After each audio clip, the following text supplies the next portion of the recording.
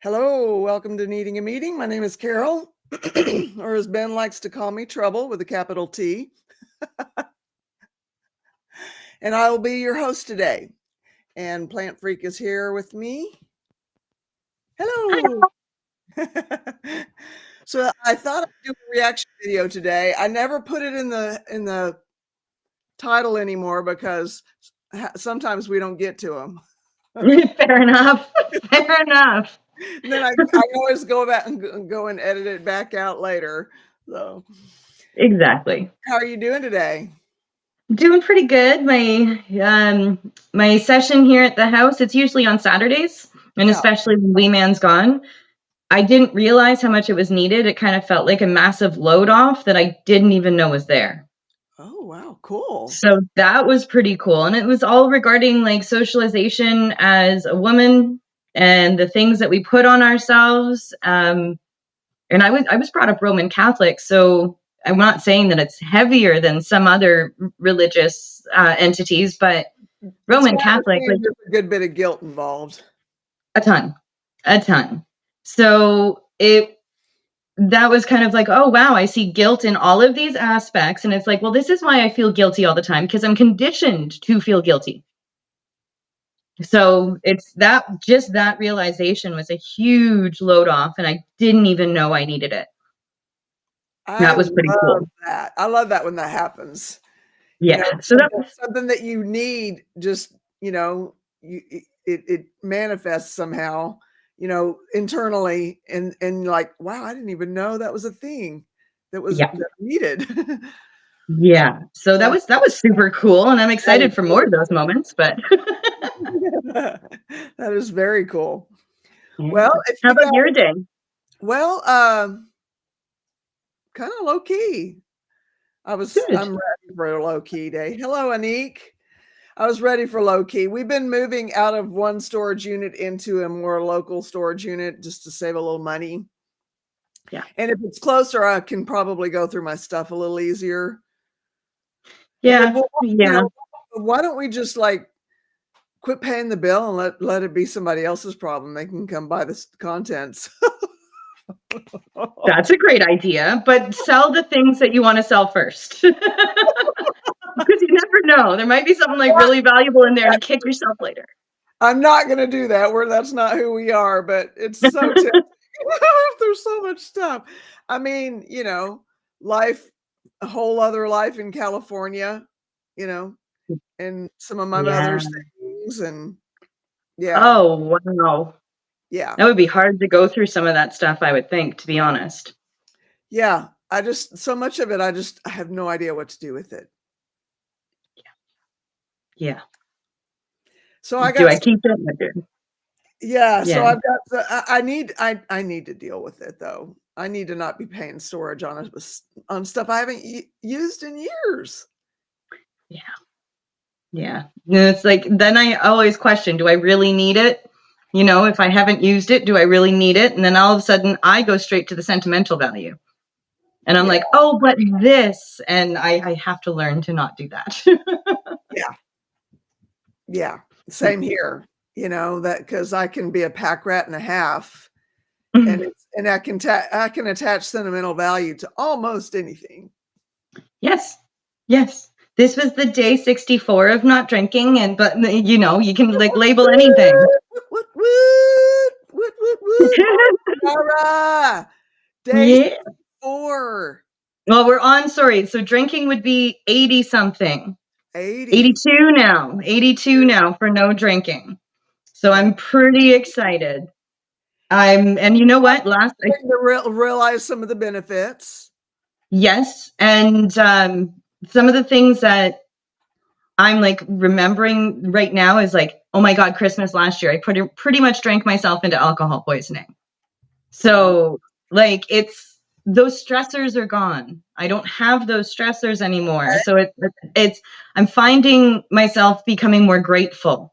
The stressors are gone and I'm not drinking. It's not just grateful because I'm not drinking. I'm able to assess more of the situation. Yeah. Before you had somebody that was trying to keep you from thinking at all. Yeah. and Yeah. knew that I was an addict and brought those things back into my life. Yeah. Knew very specifically the ones that I had issues with. Yeah. So Yeah. I'm realizing how much of a control thing that was. Very Okay. slowly, I'm starting to realize how much of a control thing that was. And then I put guilt on myself because I was like, oh, but I'm not being the right partner for this individual because they want to do this and they consider it this. So I was rationalizing for them. And then at the same time, rationalizing myself out of what was good for me. Yeah. I did that with my whole first marriage, and I'm like, "What? How? What?" You know? Yeah. I don't know how it happens. It happens. I think it happens a lot slower than we expect. So we just don't see when it happens, when that full flip happens. Yeah. Yeah. I'll be Yeah. here I tomorrow mean, for because sure. if we saw it, we'd be the frog jumping out of the boiling pot, you know?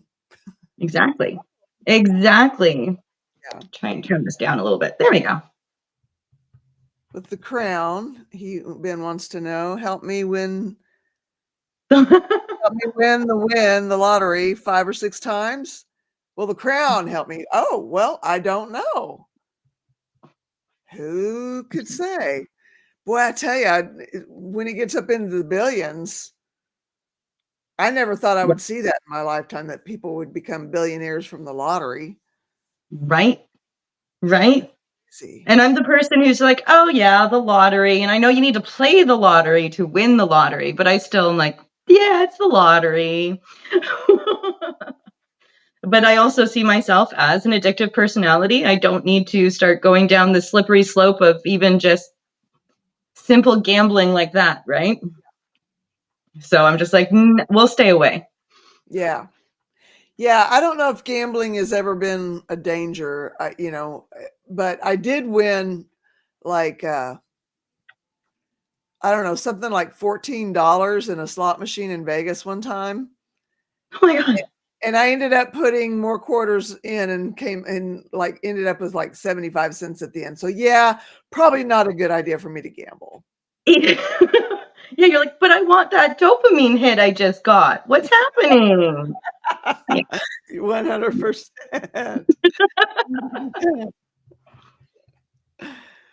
I got to hire a lab.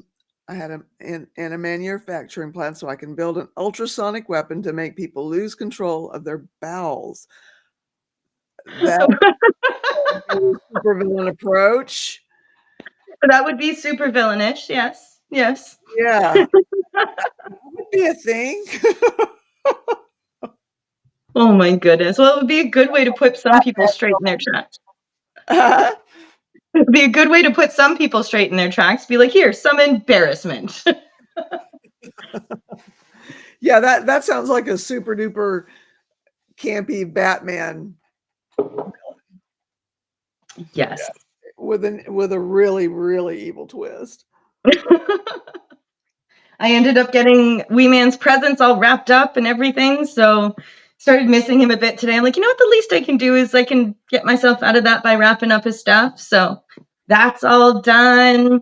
And then everybody, the 3 girls across the hall were asking, when does he come back?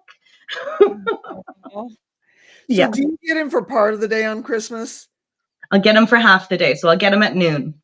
Okay. It's better than the original agreement that was 4 o'clock at night. Yeah. It's important to have goals, Ben, the dust farter says. Yes. That's certainly a goal. Well, if you guys are all right with it, I'd like to start a video that I found that I really like this guy. And Yeah. just found him, but I liked what he said about staying sober over the holidays. So let's see if we can Perfect. bring him up on. Okay.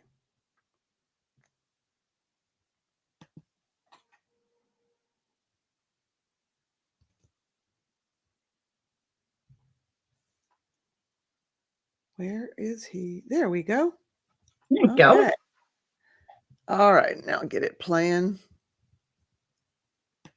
What's going on, Bye, everybody? Ben. It is your boy Tim, back with another video. Just out enjoying another walk in the park, as I love to do. Pretty chilly day here in Colorado, but I'm enjoying myself. Just walking out in the snow. Got a pretty good layer down today. But I'm headed back to my apartment. I wanted to turn the camera on and do a sobriety video. And I wanted to talk about staying sober during the holidays. I feel like the holidays is one of the hardest times for those of us who are sober or who are trying to get sober, because there are so many just like gatherings around the holiday season, so many times where people get together. You might get together with loved ones or coworkers, people from out of town you only see once a year. And at all these meetups and all these gatherings and all these parties, people drink. They get drunk. And it's pretty much what's expected. You know, one of the universal jokes out there is that people get drunk at like the work or the company party at Christmas and do stuff they don't do any other time of year. You know, New Year's, that's what you do. It's all about getting together, getting drunk, bring the new year. So if you're trying to stay sober, this can be a very tough time. And so I want to do a video and address this, you know? First off, I wanted to say that you can stay sober during the holidays. I've done it. Millions of other people have done it many different times. It is possible. You can and you will stay sober this holiday season. Now, one of the things I want to bring out, You know, right there, that's a major key. I Sure. can Mm-hmm. stay sober. You know, that's Yes. more than half the battle is the self-talk. I can't do it. I can't do it. I can't Yep. do it. But you can. You know, you Exactly. totally can. Yeah. And you know, when he says it, I believe it. Well, yeah, he sounds very confident when he says it. And I was just thinking, yeah, you know what? Affirmations, they always work, right? When you're able to tell yourself something good over and over and over again. And how Yeah. often have we told ourselves, I can't do this in whatever addiction or whatever mental illness or anything that we're struggling with? That's right. That's right. So, yep. that always helped me to stay sober during the holiday season, was the fact that a lot of times all the real major stress came leading up to the holidays, because I was so worried about drinking again. I was like, I gotta hang out with these people. I know they're gonna want me to drink. All the major stress came beforehand. Honestly, the actual holiday parties or the actual, holidays weren't that bad.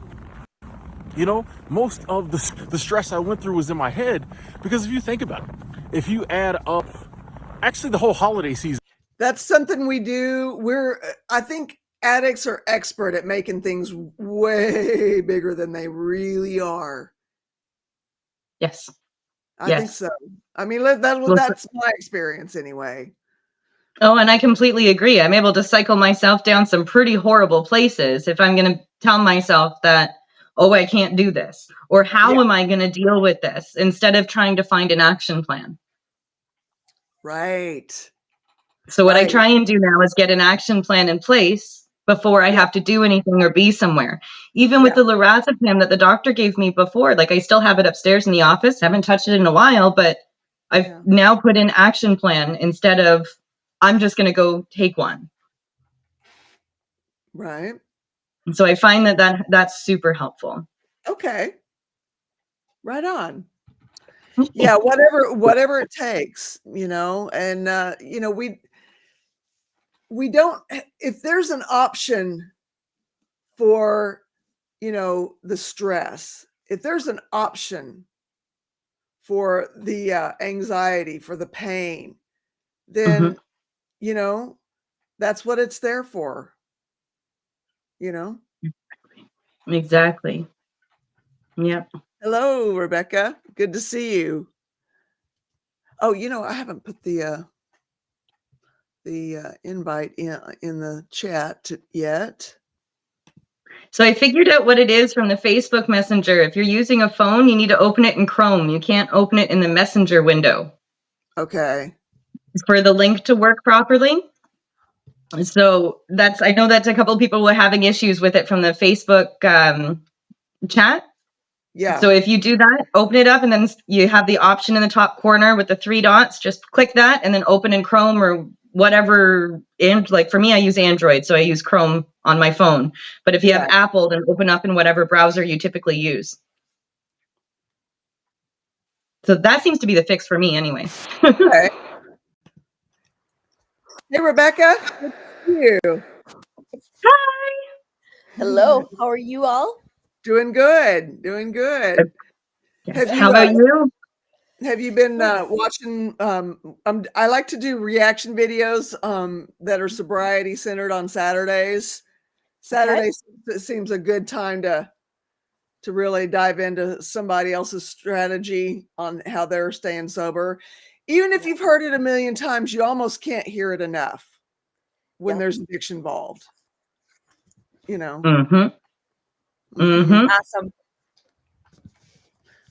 So we'll get him going some more.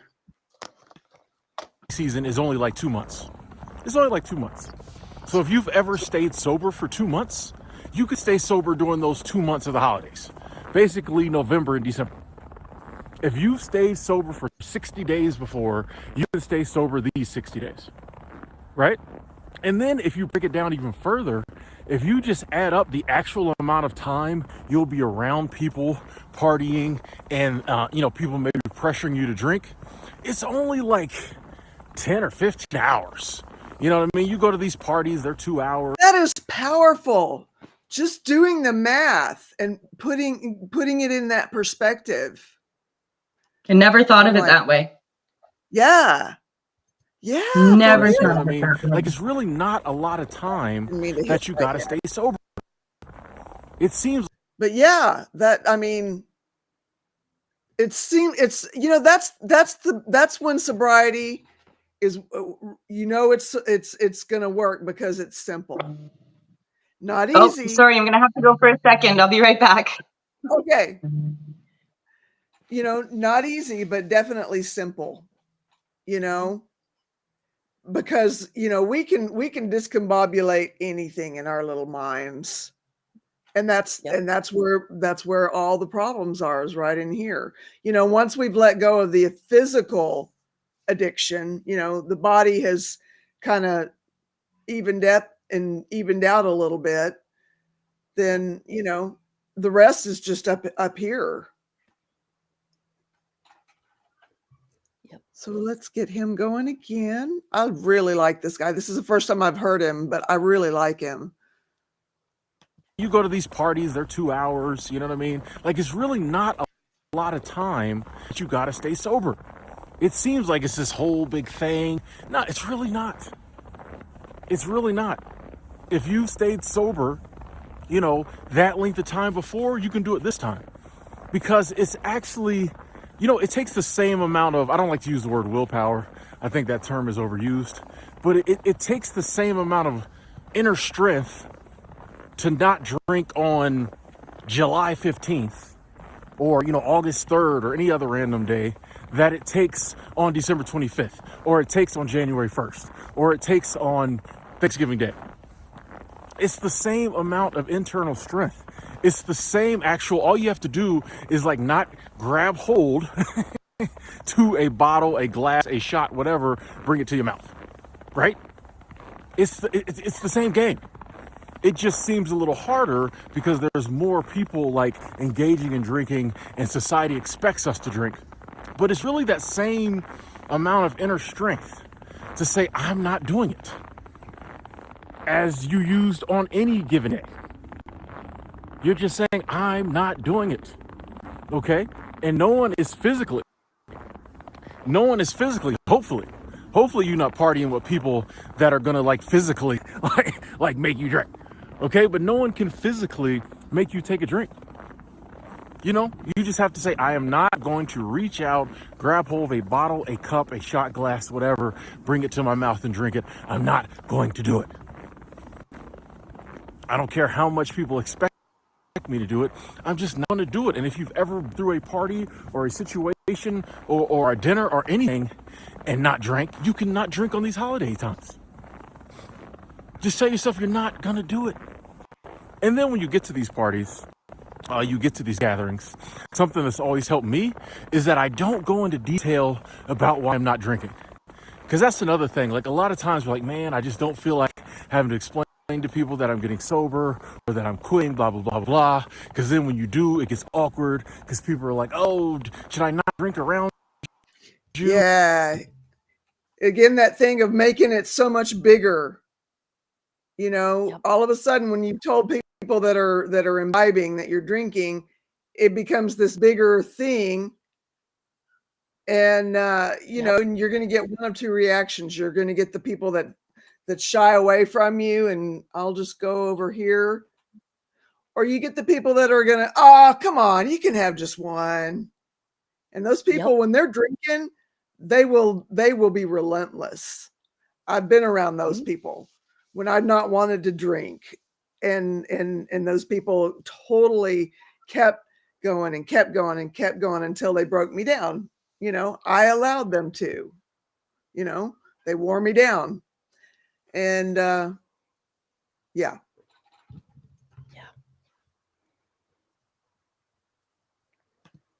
You just don't want all that. You don't want all that attention. Then there's always some idiot there who, like, when they find out you're trying to quit, gets drunk and like really tries to make you drink. Come on, bro. You know, you don't want all that. So what I found is that I just don't let people in my business. People are like, hey, Tim, let's drink. I'm just like, no, I'm not drinking today. What? I was like, yeah, I'm just not drinking. It just hasn't been, the alcohol's been affecting my body funny, which is true. You know, I just don't like the way it makes me feel these days. I'm gonna take this holiday season off. I'm gonna let y'all get drunk. I'm gonna be the designated driver who drives y'all drunk asses home. You know what I mean? Like, just say something like that. Leave it at that. Leave it very, you know what I mean? Just leave it very wide open, very carefree. Make jokes about it. Like, you don't have to go into the whole spiel about, you know, sobriety, and I've already got 30 days in, and I'm going to AA, and you don't have to do all that, because then that, it gets weird, it gets awkward. Awkwardness makes you want to drink. Weirdness makes you want to pick that bottle up. Right. You want it to just be very light, very carefree, excuse me, and I'm not drinking. And if someone tries to press you to drink, nah, you're not getting me this time. You gonna be the one drunk acting stupid, not me. Y'all not getting me. Yes, yeah, I just gotta do this. You know what I mean? And it doesn't have to be a big deal. You don't owe anyone an explanation. You know? Yeah. You're gonna have those people, oh, come on, drink with me, man. No, I'm good. I'm good this year. You know what I mean? And you can just leave it at that. Somebody's dog is running up on me and they don't even see. Like, can you call your dog? Like, I'm totally like, you see this? You see this? Like, people think that's funny. It annoys me, bro. Like, don't have your dog run up on me while I'm doing my own thing and then laugh about it. But yeah, you can stay sober during the holidays. Yes, it's a little more stressful. Yes, you may have to exert a little more effort. You know what I mean? But at the end of the day, it's just like any other time period. And you tell yourself that. The same reasons, and the same strength, That's the same whatever. that's that kept also you- a good had you- way that if you're struggling on the holiday, a lot of this stuff can help with that, just putting it in that same perspective. You know? I was thinking the same thing about Mhm. sugar and food because I have an Okay. addiction to sugar Okay. and Yeah. it's not good for me and I'm borderline diabetic and Yeah. I've done the keto low carb way. I know keto's lower carbs than actual low carb, but how much better I feel Really? when I ate that way. And Yeah. I was just saying everything I've got family who's not supportive of me eating that way because they're Italian and pasta needs to be part of your diet. Right. And just I'm relating so much to this gentleman. Right on. It's wonderful. Yeah. I mean, it is. It's applicable to so many things. Yep.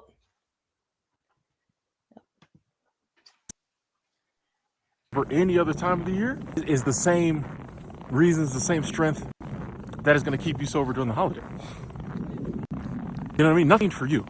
The whole rest of the world might have gone holiday crazy and they're making different decisions than they might have made the rest of the year. But like nothing has to change for you. You know what I mean? I always say sobriety is more important than anything else in your life, because like everything else in your life gets better when you get sober. Yeah. So it's like if you have to maybe even not go to any gatherings, if you just have to tell people, hey, I can't do it this year, I'm staying home, you know, and they might hem and haw and whatever, but guess what? You staying sober, getting sober is all your future holidays better. So that's another thing. You don't have to party. You don't have to engage. You can hide away during the holidays if you feel like you're not strong enough to go and face people. Okay. It's totally 100% up to you. It doesn't matter if your friends don't get it. It doesn't matter if your family members don't get it. They will get it next year or 6 months from now, when you see benefits and it starts to show, you know what I mean, how you've changed and how you've grown. And like how sobriety is affecting your life, you know? And that's what, like, if somebody really starts pressing you and be like, man, it is the holidays, blah, blah, blah, blah, blah. You don't have to let someone in your business, but if you feel like it, you might be like, hey, you remember the time I did this? Remember the time I did that? I remember the time I got drunk and did this? I'm trying not to do that anymore. So would you rather me come to Thanksgiving dinner and continue and maybe slip up and continue to do that type of behavior? Or would you rather I sit this one Thanksgiving out, maybe, this one Christmas out, this one New Year's, Christmas party, whatever out, and then you never have to see me behave like that again? If somebody really cares about you, they will be like, you know what? Do what you got to do. I respect it. If they're family or friends who are really in your corner, they'll say, you know what?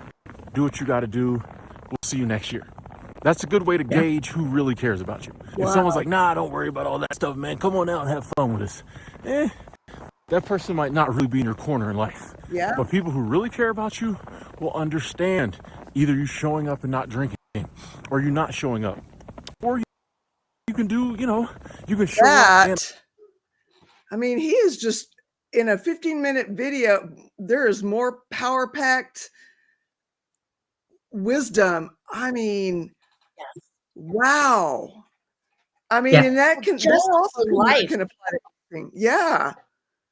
I was gonna say anything you want to change about yourself, anyone who is not in your corner and supporting you isn't on your side in whatever it is you're trying to do.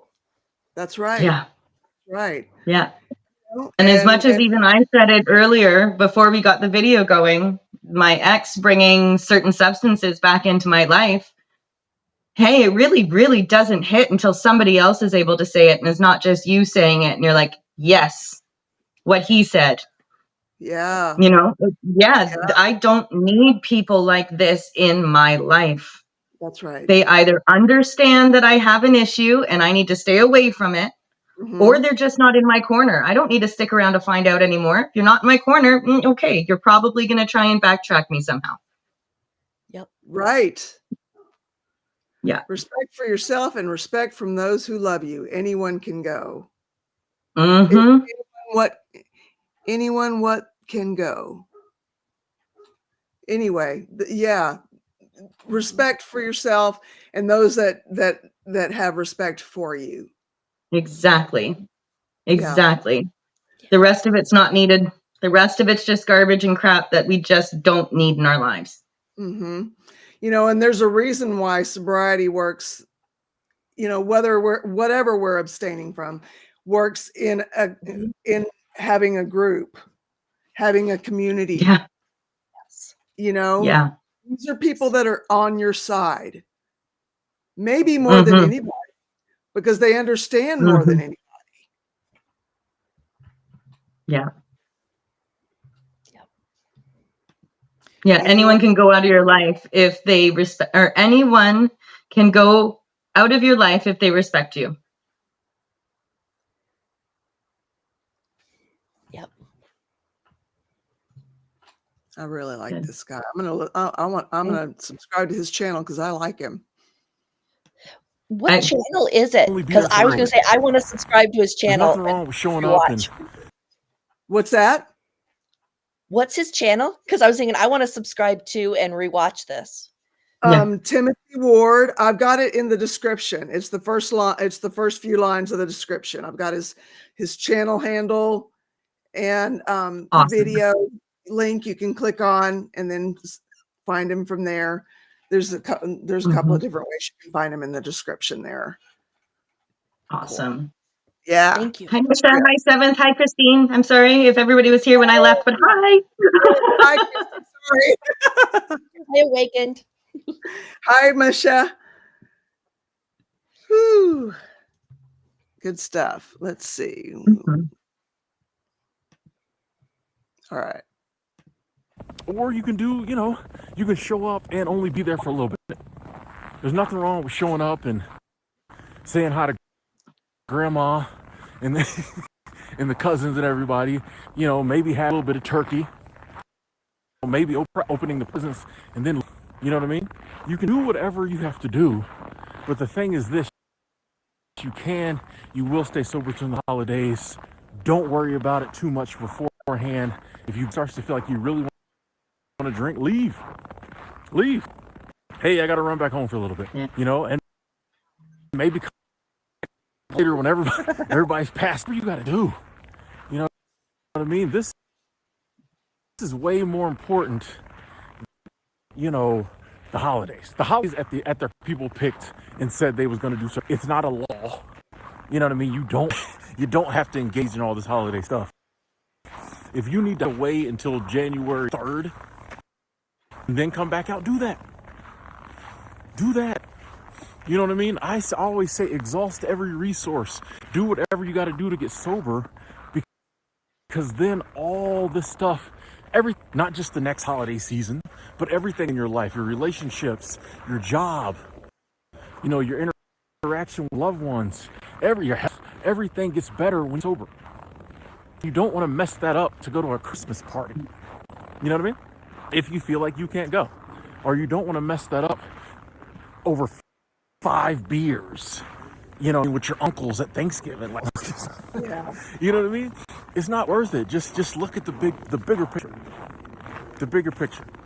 You know what I mean? I'm doing this for a reason, and that reason is actually going to benefit all these people who might right now want me to drink. I'm not doing it. And just formulate your game plan, how you're going to do it, stick to it. If that game plan isn't working, you can call an audible and you can do something different. I mean, you just got to do to like January 2nd, and then you can get back to, your normal life and the regular sobriety. And here's something real quick. I'm going to leave everybody. I had something to say about the holiday, that whole thing of not participating. I think that would have helped me in some years past when I was having a hard time during the holidays. Yeah. Being all the way out in California with, by myself basically. And I think the years that I fared the best is when I wasn't trying to do all the stuff, Yeah. Yeah, I fully get it. Takes to get you through, whatever it takes. All of these are great strategies just for getting through. And I don't know why the holidays have that pressure on them. I really don't. I feel like it's like that one time a year where we're all supposed to get together. We're all supposed to be happy. We're all supposed to be okay. But in reality, really, who's deep down fully happy with themselves, unless they've really put the work into it, and who's really okay? Everybody's having their own struggles. Let's stop pretending and let's be honest. Yeah. Right? And I think that we have been conditioned to believe that the guilt of not going is greater than the self-preservation of ourselves and the self-preservation of our sobriety. Yep. Like culture says this is what you're supposed to do on this day. And if you deviate from that at all, that there's something wrong with you. When in reality, there's not. There's nothing wrong with starting new traditions. Absolutely. Oh, yeah. This is the year. Well, for me, this is the year. New traditions start this year. Yeah. Misha says, everybody's getting new names. Yes. We're all supposed to don our too dang heavy masks and forget who is behind the facade. Yeah. Yeah. Somehow, I don't think that was what the day was ever intended to be originally. No. And if it is, then who needs it? I think that Christmas has also become extremely commercial. And with that extreme commercialization of Christmas, now there's extra pressure on us, not just as a parent, not just as a wife, just in general as a society. There's a bigger pressure now. Somebody tells their kid, oh, you got a PS5 from Santa for Christmas, and then somebody else's family is unable to do that. Please explain to me how that's okay. Right. You know, the handmade stuff to me means way more. Yeah. And being able to spend time with people and the people that I want to spend time with means a lot. Yeah. Right? Like Wee Man just called and I'm happy. I'm so grateful he called me. Yeah. But at the same time, all that background noise, everything that I know is going on, I'm so happy I'm sober. I am so happy I'm not near it. Yeah. Oh, dear Lord. Yeah, but at the same time, I'm happy for him. He gets to see his cousins. He gets to spend time, you know? Yeah. I'm happy for him. I'm also very happy for me right now. You know, I don't have to deal with it. Right on. Right. Mm-hmm. Wow. And it seems like you got out at the perfect time to be able to be just a trooper survivor through the holidays. Mm-hmm. I think there's always a plan. I don't know what I believe in still, but there's a plan. Yeah. And I'm starting to see that this plan came to fruition when it needed to. Yeah. And I'm starting to see that I am stronger than I think. I can support others the way I've been supported. You know, it's okay. You can make it. You can make it through it. Yeah. Yeah. Good stuff. Good stuff. We got a couple more minutes left here. I really like this guy. Yeah, I like the way he says things. It's pretty blunt and forward. Yeah. Yeah. Just so succinct. And it just it hits. It rings so true, you know? And not just for sobriety, for everyday situations. For everyday situations, there's so much here that can help you survive just about anything. He's so authentic and real. It's not, I don't feel like anyone, like I'm being preached at. Yeah. It just, I love this guy. Mm-hmm. Yeah. Yeah. For real. When you get through this holiday season and you don't drink, that is going to give you so much self-confidence for the rest of the year. You know what I mean? If you're through October, November, December, beginning of January without drinking, that's going to give you so much self-confidence in, any regular day the rest of the year. You know what I mean? Anytime you get there, you're like, nah, man, I get through the holidays without drinking. I made it through the toughest time of year without drinking. I didn't drink. I'm not going to freaking drink in February. You know what I mean? I'm not going to August. You know what I mean? It'll give you so much self-confidence. So look at it that way too. Like, hey, this is going to be a tough time possibly, but I'm going to stay sober, and that's going to see that I really got a handle on this sobriety thing. You know? Yeah. Now, real quick, I have to say this, even though I do think you're going to stay sober, there might be some people who do relapse. If that happens, do not take it as the end of the world. I don't think you'll relapse, but in case you're someone who does, it is not the end of the world. Pick yourself back up, back on the wagon. Guess what? There will be another holiday season next year. It comes around every year, clockwork. You'll make it through that one.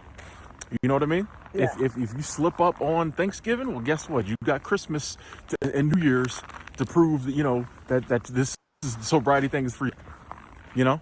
Yeah. Don't let slipping up during the holidays be, something that puts you back drinking permanently. Any slip up is temporary. We just got to keep quitting until we quit. Yes. But that last bit of info right there was not for most of the people watching this video, because we're not going to drink. We're going to get through it, and we're going to be like, ha, society, you hit us with your toughest time, and you didn't phase us. We're still on the wagon. We not back on the bottle. No more of that brown bottle flu. No more of the no more blackouts. No more none of that stuff. We say sober, and it's gonna be a sober 2023. Anyway, ladies and gentlemen, that's my message for the day. Hope you enjoyed it. Please drop some words of encouragement in the comment box to our fellow sobriety soldiers out there who are fighting through the holiday season, or share some methods you use to get through the holiday season. Those will be much appreciated. Each and every one of y'all. Talk later. Huzzah! Yes. For real. Yes. Yes. Huzzah. My word. Yeah. Yep. And I like how he touched, even if you relapse, it's okay. Just keep quitting. Eventually, you'll quit. Eventually, you'll quit. Powerful stuff. Huzzah is right. Yes. Yep. 7th. I'm a Ritz cracker in an Oreo cookie world. Yep. Yep. Well, and this just made me think of something that I did earlier today that is on my goal to not spend, to not, because I do have a spending, because it's dopamine hit I get. Let's buy fabric, fondle fabric. Let's buy quilting supplies. I asked in one of the groups from the last retreat I went to whether people would be interested in doing Zoom the days that the retreat is going to normally be. It's a virtual retreat for anyone who can't afford to go, because I really should not try to even fit this in the budget. Yeah. I really should, that money needs to go other places. I need to finish paying for my movers that moved me into this apartment. But I asked if people were interested in doing Zoom, and there's 5 people that have already said, yeah, we'd love to. We can't afford to do it either. And what I was just thinking is, on the same note, is there anybody who needs to do, wants to do a Zoom or wants to do a chat to help get through the holidays? I don't know if there's something you guys already had something planned, but I'm happy to help with that if somebody needs a little extra companionship and to help get through this. Yeah. As far as I know, I'm going to be doing the meetings at the regular time. I may be popping in and out. I'm cooking again. On Thanksgiving, I just started the meeting and let everybody go. And, and I'd pop in stirring something on my lap and listen for a little bit. And yeah. That's perfect. Yeah. And so that worked pretty well. I like to think that I'm not going to have as much to do, much cooking stuff, but I'm going to end up doing the same darn thing. We always do. When I said something about doing red beans and rice for Christmas, Steve started talking about all the stuff that we could add in. I'm like, well, we may as well just do the thing then. You wanted to have all the fixins around the, and I'm like, that's kind of not, that kind of does away defeats with the purpose. Yeah. Yeah. Defeats the purpose, but thanks, hon. Well, you could see about talking him out of all of that so that it's a little easier for you. Maybe it's just red beans and rice.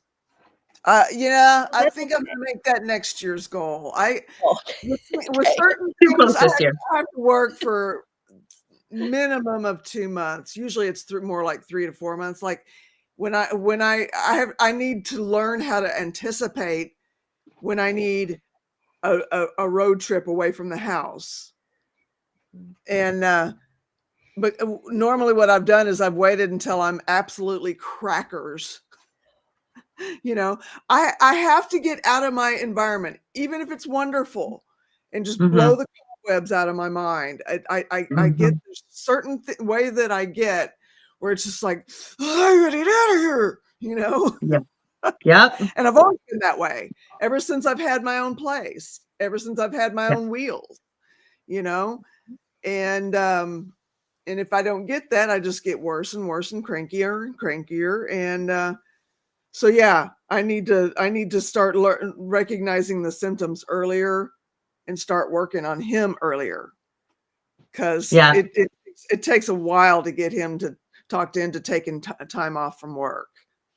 Okay. Yeah, he's one of those. He's in healthcare too, isn't he? Yeah. So healthcare workers are so compassionate. They're like, no, people need me still. And then they need a lot of convincing to take the time off. Yeah.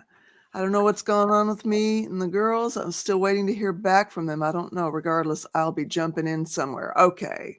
Well, I hope you hear from them soon, Misha. Yeah. Please let us know anything. Yeah. Can do. For real. Is there something there is something really freeing about making Misha's green bean casserole every holiday possible. LOLs. Perfect. That sounds amazing. Casserole. Yes. Oh, everything in one pan is my favorite, or like one dish, and you just stick it in the oven and walk away. Literally just now ringing. Yay. Good. Yay. Woo. See, we manifested. Let's keep doing this. Yes. So Wee Man called. That's why I jumped off. It looks like his father bought him an iPad. So lots of money was spent there, of course. Not my money now, but I don't need to worry about that part. Yeah. But it was a moment, because I went to a wedding this summer for that family, and the one who just married in popped over Rowan's shoulder. Hi, how are you? What's going on? Like, literally didn't know anything. Was expecting me to be there. Yeah. So okay. I'm not fully sure how I'm feeling about it. Wow. It was a bit of a shock. And then Addison asked me to stay on the phone with her, and I'm like, sweetheart, I'll have to call you back because I need to go back to the meeting. So that was difficult. Like, that was probably the person I connected most with in that family, and they married in. Yeah. And all of the issues that they were discussing with me, it was like, yeah, I find the same issues. It's something to either get used to or run away from. And I said that to him 2 years ago. So it was a bit shocking to be like, how do you not know? This has been like over a month now. How do you not know? And I guess I don't even know if they said nothing whatsoever to him. And it's just like, I feel bad. I know how that family works. And I literally just watched what they did to me. They're doing to him. Oh. And I want to help and I want to save, but it's not worth my energy anymore. Not that family. Yeah. So I think I'm more worried for them than I am myself. But I might also just be putting my experiences on them in my own head right now. Maybe so. But maybe there's something to what you're feeling and thinking. It was a bit of a shock. That's all. So that I'm grateful. So we're gonna do a Christy right now. I'm grateful that my son still called me, even though all of that is going on around him. Yeah. He still called me, and I was expecting no call tonight. So I'm gonna look at it that way instead. Yeah. Yeah. Right on. So some of that DBT training coming in. Yay. Sorry, I needed to get that out. Get it off. 100%. Yeah. And share more if you need to, please. Yeah. We're here for. Yeah. Oh, I'm just happy I'm not there, because I'm telling you right now, I'd probably be drinking myself into alcohol poisoning for sure this year.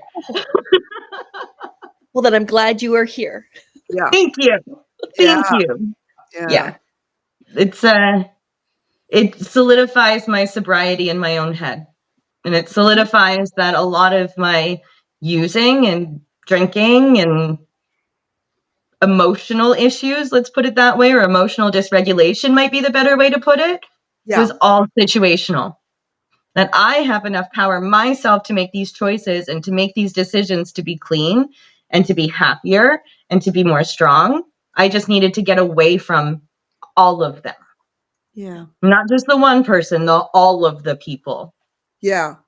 Because it's a very large family. Like my ex is the oldest of 5 kids, or 6 kids, sorry. Whoa. Now you add in the fact that 1, 2, 3, 4 of them have kids as well. Ooh. So at least 2 to 3 kids per family. So now you've got all of these other kids too. So it's I was worried for like as soon as I left for those other kids, but at this point I'm like, they have parents who married in. These parents can make their own choices. These parents can see what I saw if they choose to. Yeah. I can't be responsible for showing people what they don't want to see. Right on.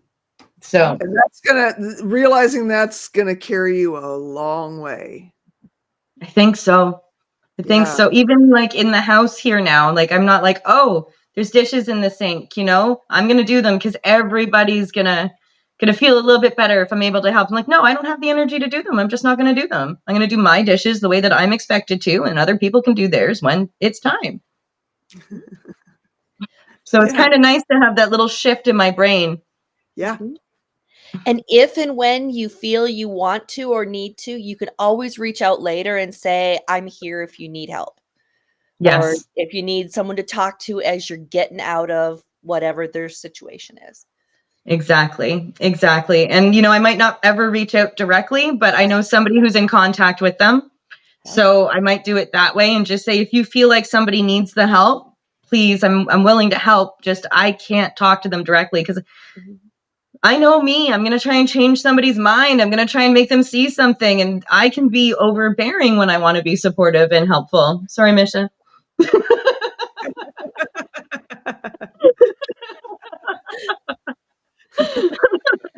And then for some people, you know, you get the topic that actually I think maybe in the future we might be able to talk about is how do we accept the support and the love that we want to give other people? Because this is a cycle that I'm noticing in not just this community, in many communities. Yep. Everybody wants to be supportive and everybody wants to be helpful. But when it's time to receive it back, and for me, like you guys saw me in those first videos, I couldn't receive it. There's no possible way I could have. Yeah. I think that at least having a conversation about it might be helpful. Well, we can, because then at least we can put a label on it. Not even so much a label, but like a name tag. You know what I mean? Here, let's go to this file folder. Oh, this is what's happening right now. Yeah. So it was just an idea.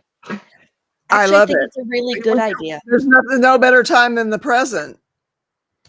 Yeah. Really. I'm really good at trying to help, and I feel you, Stasia, with the like wanting to make everybody's life better because I hurt a little bit when other people are hurting. Yeah. But I don't ask for help. Yeah. Well, rarely ask for help. Yeah. And then I know for sure that judgment, like societal judgment and people who don't have the same issues. Yeah. Yep. That judgment comes in, right? 100%. Yep. But then when that judgment isn't there, we still have that issue. We still don't want to open up. And I feel like it's the brain in its own memory cycle saying, no, this happened before. I'm not even going to open up to that because of all of the bad things that happened before. And I feel like we're proving to each other, at least, you know, within the boat and within here, we're proving to each other, no, we're here. You know, I don't care what you said, and I don't care if we had a tiff of some sort. I'm still here, you know? Yeah. And I think proving that to each other. Yeah. No, I was just going to say, I don't know about other people, but I'm realizing a lot of it is I still don't feel worthy.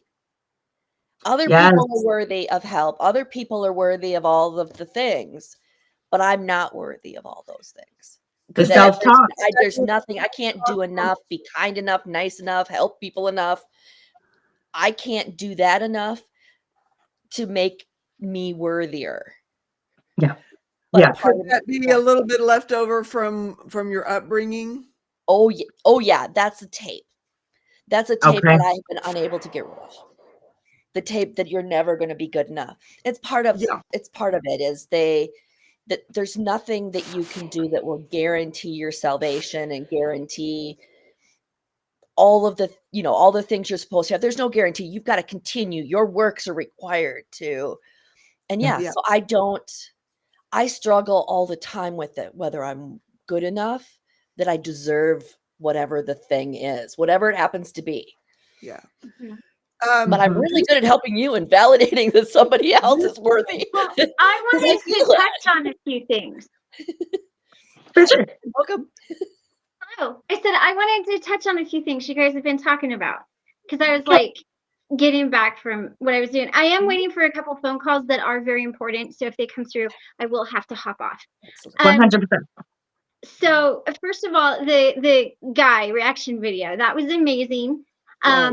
He is really wonderful, and really what it is was Stasia nailed it. It's just that DBT training of turning it around and finding the positive in it and standing up for yourself. And really it comes down to respecting yourself and having people around you that respect you, because anybody that's going to push you to drink or use or engage in anything that is not healthy for you, evaluate that situation in life, because it's probably not healthy. And sometimes, like you said, overcomplicating it. That's why the questions that help me the most are, what do I know to be true? Because that takes all of the other junk out of it. And that's why I always ask those questions. Secondly, Stasia, to hear you here and to hear you saying all of the things that you are saying is just really amazing, because I knew you were going to be here when like the first few times that I talked to you and everything. But the fact that you're taking everything that we talk about, and you're taking everything from meeting to meeting and everything from the lifeboat, and you're applying it. You're not just listening to it and being like, yeah, peace, love, rock on. And then you're going off and like just not doing something. Like the fact that you're really applying it is what's making this successful. And that's for everybody out there who is taking things that they're learning from here and from the boat, and you're applying it to your life. And you have those celebrations of when you get to say, I'm X amount of days sober or whatever it is, it's because you're valuing yourself and you're putting yourself forward. And like, really, that's the best gift that you can put forward. I can't see the comments. Did someone say something? Are they someone sober? Oh, I'm putting on Mama's tiara. Ben just said Christy. Oh, Christy. Even this. Can't see any of the comments. Christy said, or CK said, Christy, looking forward to your channel. Awakened new video is powerful. Yes. Yeah. Well, I'm said hi and hearts. Hey, hello. The other thing I wanted to say was, this is something that I learned, and I'm sure that we've all heard this, and it kind of goes to a little bit of codependent relationships and just a little bit of like things for us to know. The person or people who broke us cannot fix us, and we can't fix them. So be really careful about that relationship you were talking about with your ex, with his family, because what you're doing is you're really opening that door back up, and it sounds a little codependent. And the difference between trauma bonding and codependent is trauma bonding is when you bond together over a shared trauma. Codependent is when you've got two people in a relationship who get in each other's way and hold each other back in a very toxic way, and you cannot move forward without that person. Codependency happens a lot between parents and children, and it happens a lot between spouses. It can happen at work, it can happen, between families, but it's usually, people who know you intimately. So really, we've been talking a lot about narcissism and narcissistic tendencies. And I think maybe one thing we need to talk about in the new year is a little bit about codependency, because I think that that's something that a lot of people are and can be. And it's a different kind of toxicity. And although it's not as abusive as narcissistic abuse can be, it still can be abusive. And you can still feel that need to like save this person and do this thing. And really, that would be the worst thing that you could do, but they can kind of like manipulate it. And a lot of times, sometimes it's intentional. A lot of times people end up codependent and don't really worry about it, or don't know about it. Not don't worry about it. Well, they don't worry about it because they don't know about it. But one book that I read was called Codependent No More. And that's a really good book. If you're into books, Yes. to reading, you can try that one. Audible might have it as well, but anything like that is, is a really good kind of way, because you might be like, well, this isn't a narcissistic relationship, but it's toxic, but I don't really know how. It could just be codependent. Okay. And Okay. and that's kind of a, that can be a nasty trap too. So Okay. there's a lot of things that. Oh, sorry, I was trying to find my notepad. I wonder if you would mind clearing up, like, I've heard codependency, the term, but I don't know that I ever really understood what it is. So it's when one person is really dependent on another person, and you get in the way of each other. So it's like this push-pull, and you're not able to really move past that. Let me see if I can get a medical definition for you guys. Okay. I know what it is. Sometimes it's hard for me to explain it because I know it in my head. I just don't know how to frame it for Okay. you. But it is a very real thing, and it happens a lot. And right now it seems to be the age of the narcissist, and I'm not making light of that, but literally not everyone you meet is going to be a narcissist. You know what I mean? Like, they could have the tendencies, they could be kind of icky people. They are out there. But my computer's taking its time out. But yeah, let's get a good definition here of what it, like the medical definition. See if that helps. And it's like the inability to leave it, That's something that I've always had an issue with, is the inability to leave a situation alone. Yeah. Mm-hmm. And you know what, as you're saying all of this and kind of connecting my talk meeting today, my talk therapy today, and it's like, well, this is going back to that guilt, and that guilt's been put on me by not just society, but I was raised by my father and my grandfather and by foster care to believe that this is the way it's supposed to be. And I still have situations from foster care I wish I could go back to. Right. Like just to be able to address it. Yeah. I wanted to say too, situational things are a real thing. A lot of what I experienced with my ex was situational. It was situational depression. It was, once I got away from it, a lot of that stuff kind of went away, because the person that was doing it to me went away. Right. Now, it wasn't an easy going away. I had to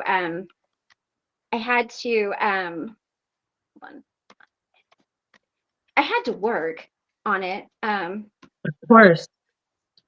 But when you're not constantly getting bombarded with that, it's a lot easier.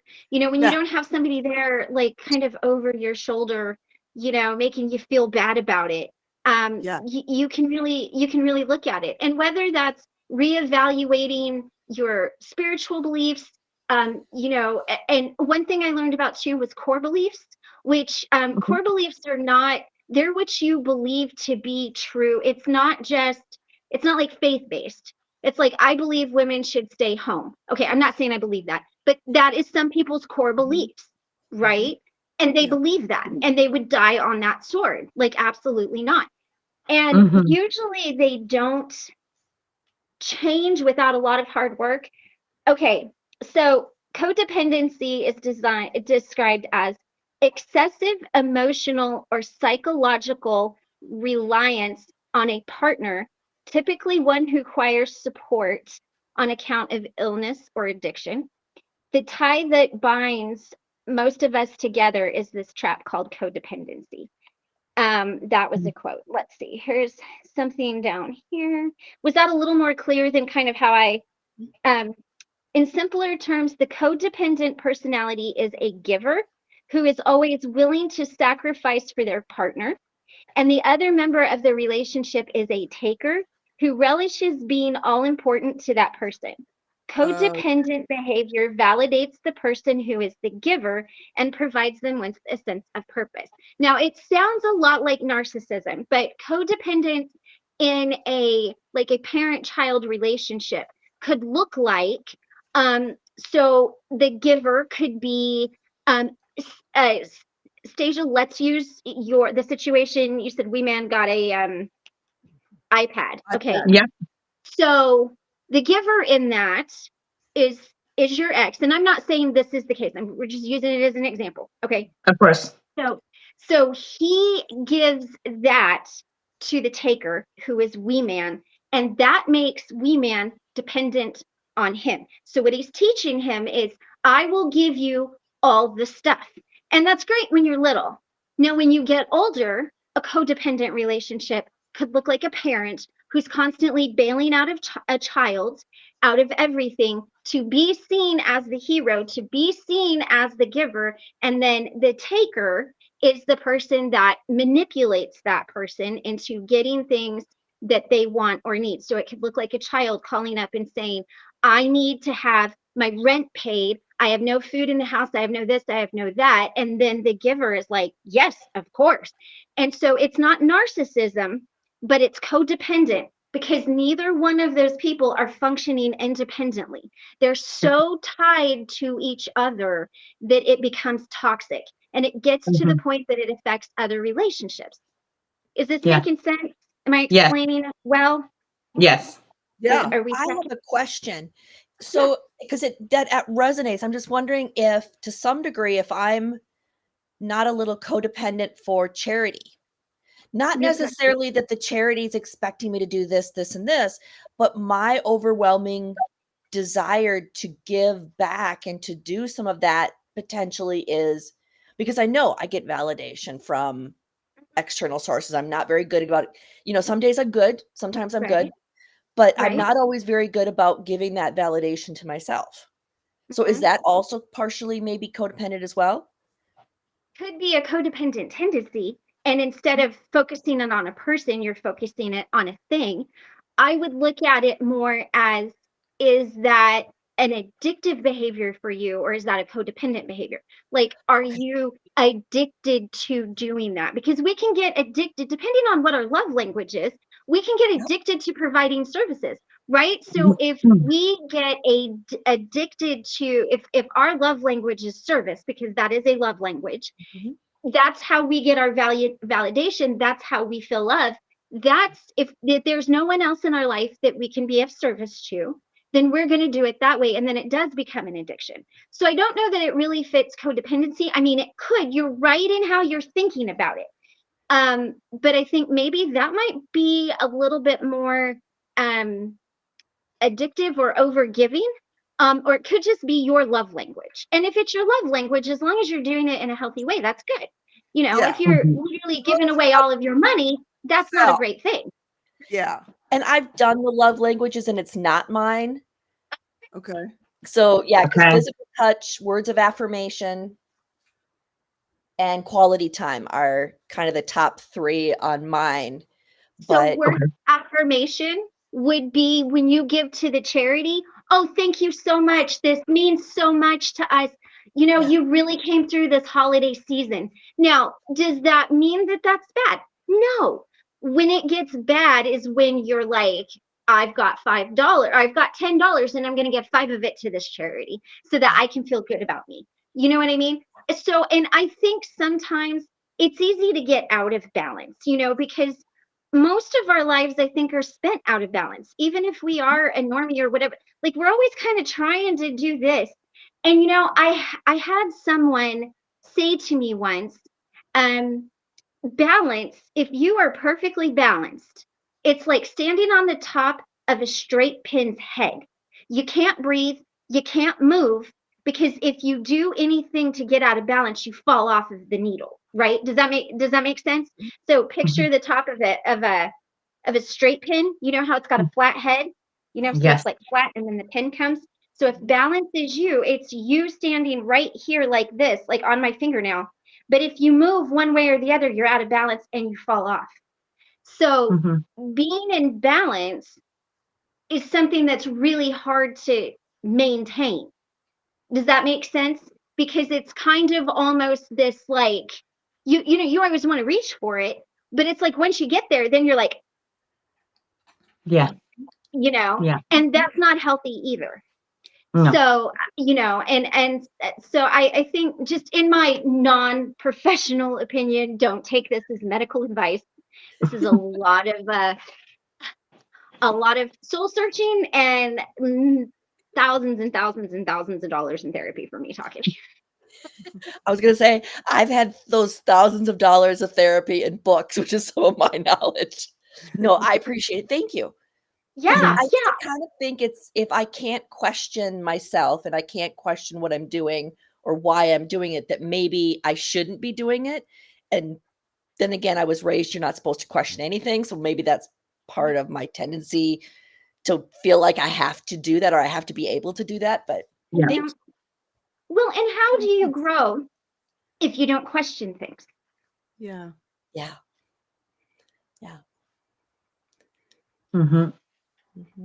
Oh, I think you froze. Yeah, I think you froze, Christy. I always say I'm walking a tightrope while juggling swords. Yes. Goodness. Okay. There we go. Am I back? I'm sorry. I don't know what happened.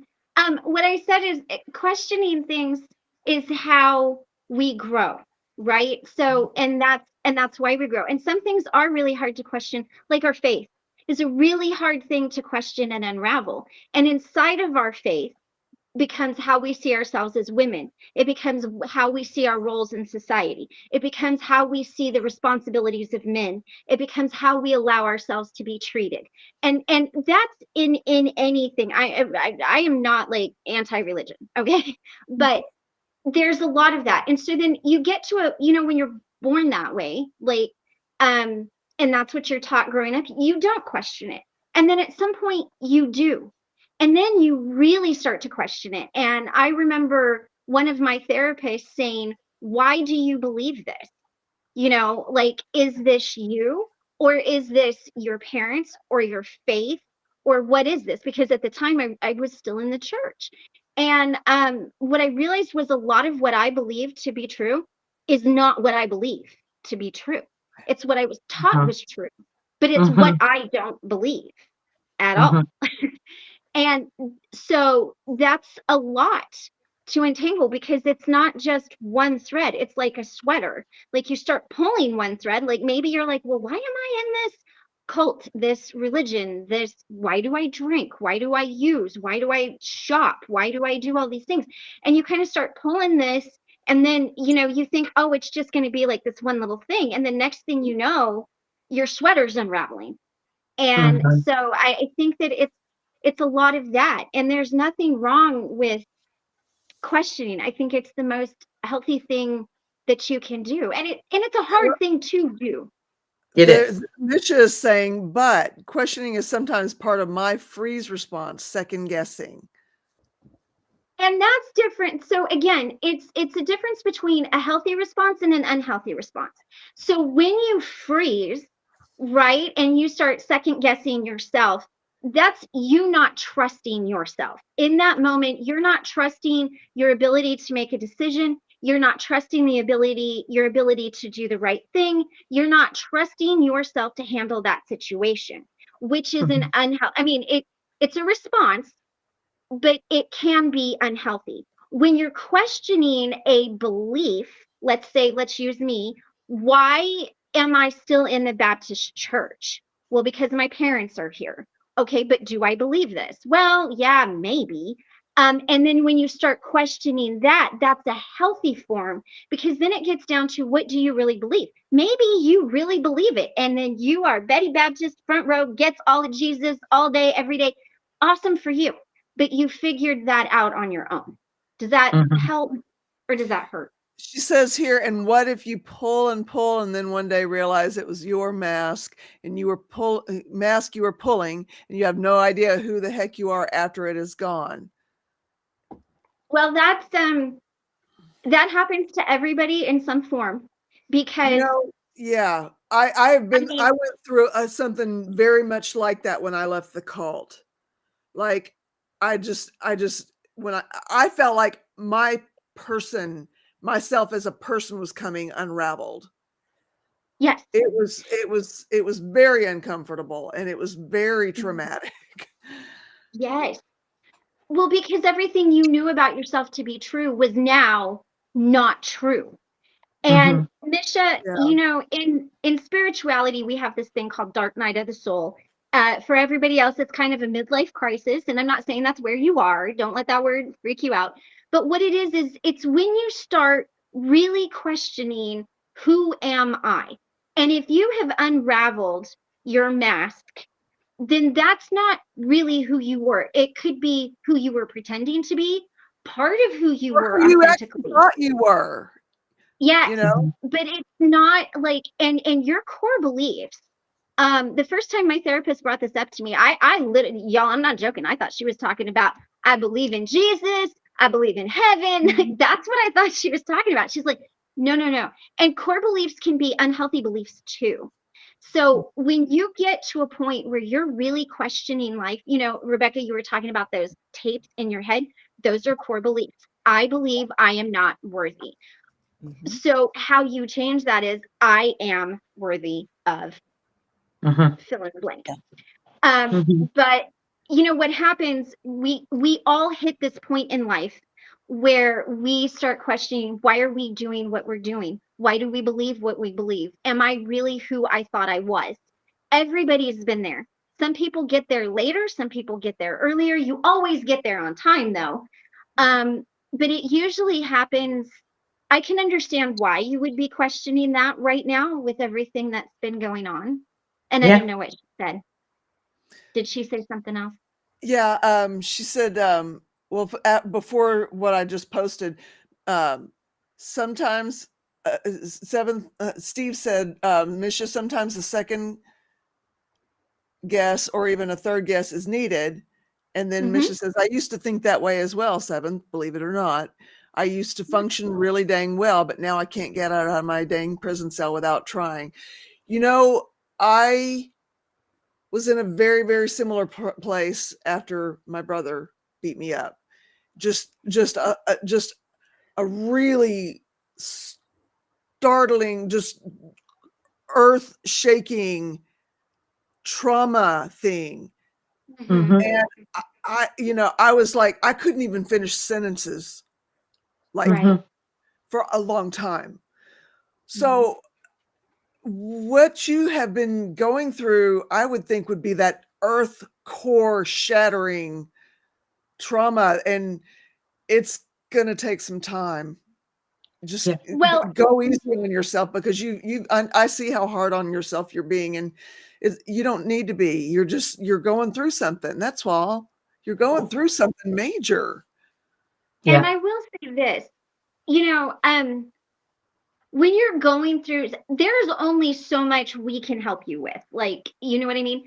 So if you really feel like you're super stuck, see if there's any kind of behavioral health available. I know the state of Colorado, it's easier to get mental health, behavioral health services and insurance than it is to get Medicaid.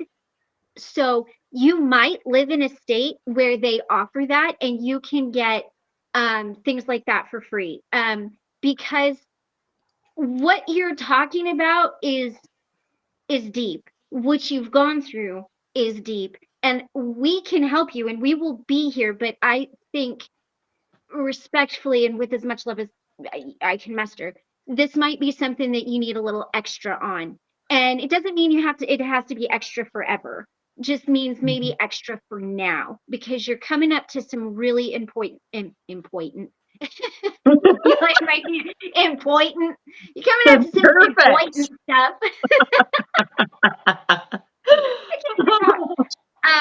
But don't allow yourself, because some things I think you really do need the help of somebody who's really kind of studied a little bit more than we have. I'm not.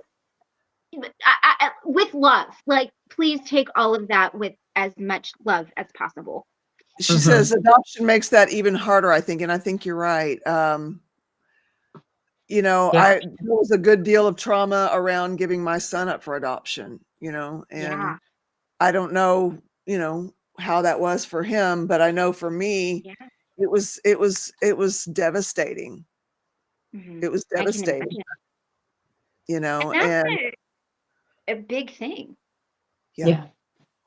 I mean, it is. And something like that, I mean, like, we can be here and love you through it, but if it's something that you're really struggling with, maybe you see what options are available, because here's the thing I want to say.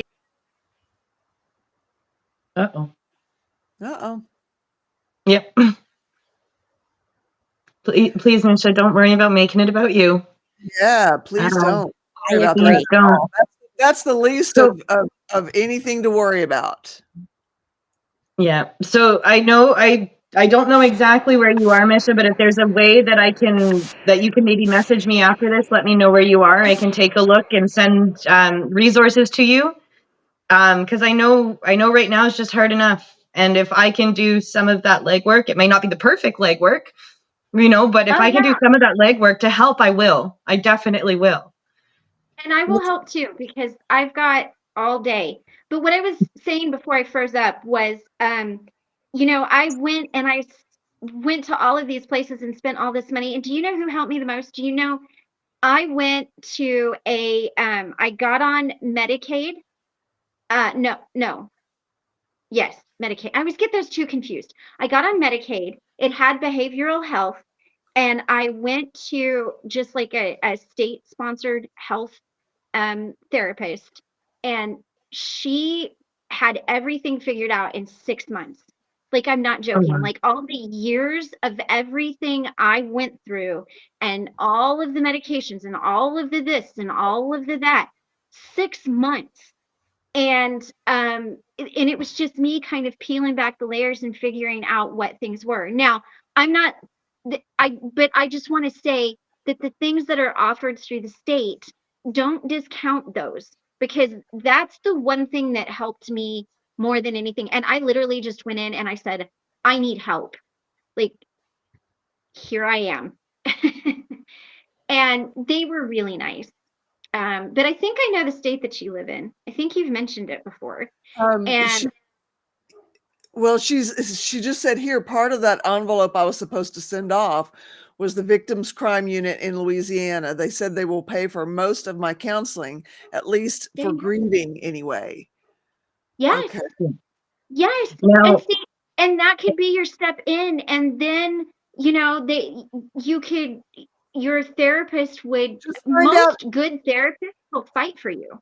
Just find out if you can, if there's any kind of grace period on that. There may be, Misha. There should be, again, because get something done before the holidays. I don't know. Surely there's a grace period. You can't be the only one grieving that has had trouble doing those basic things. Yes. Yeah. And not only that, it falls on a very difficult day when it was due.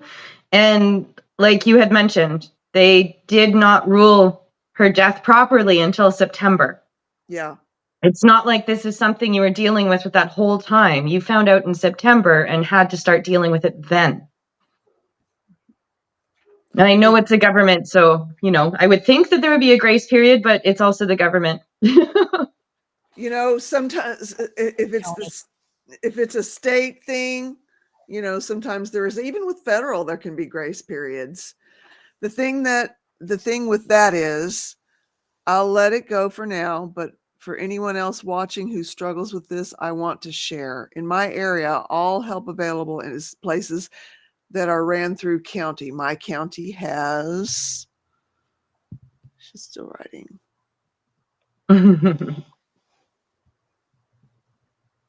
Okay.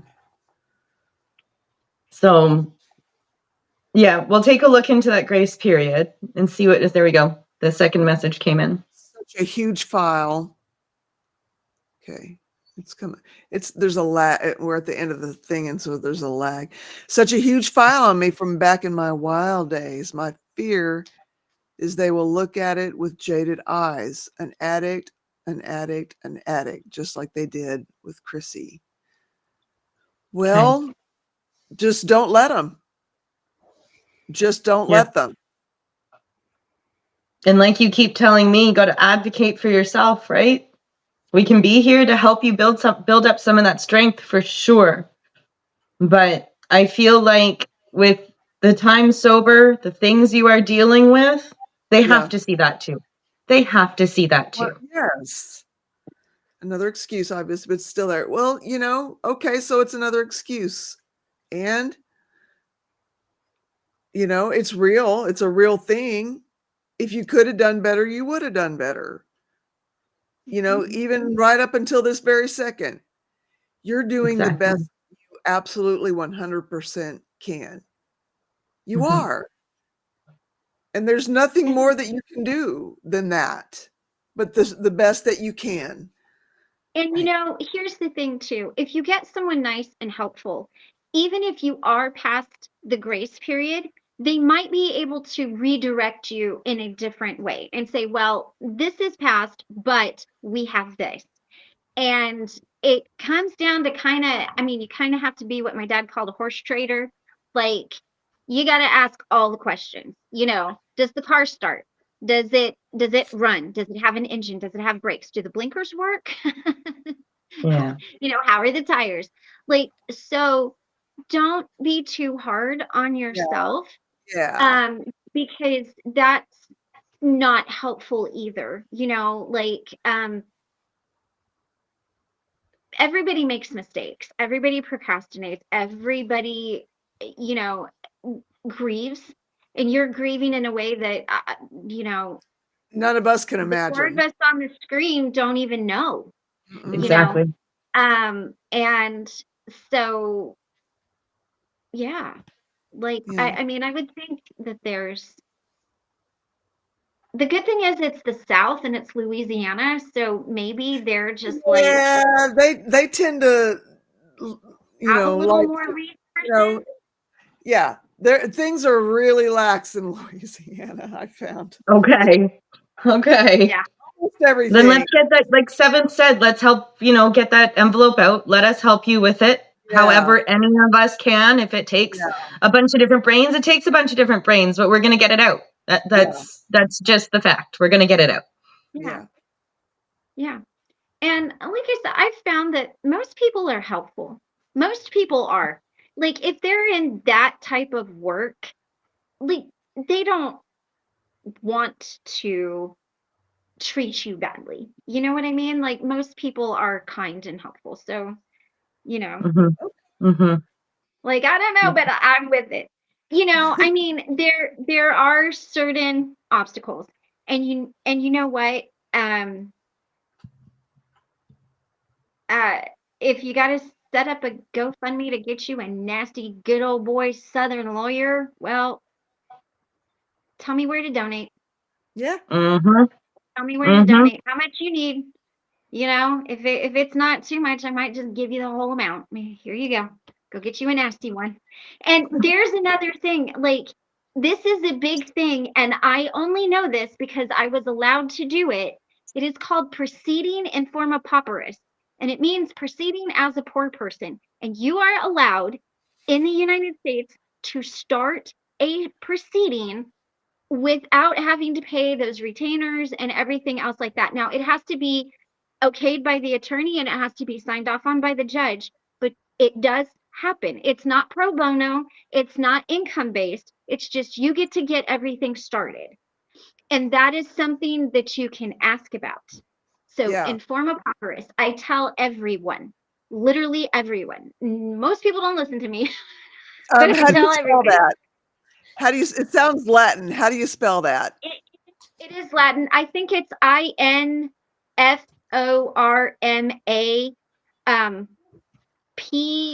POPURS.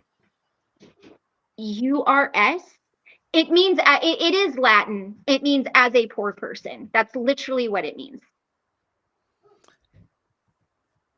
I wrote it down. Okay. I'm going to spell this back to you. INSOMAPOPRUS. S is in Frank, not S is in Sam.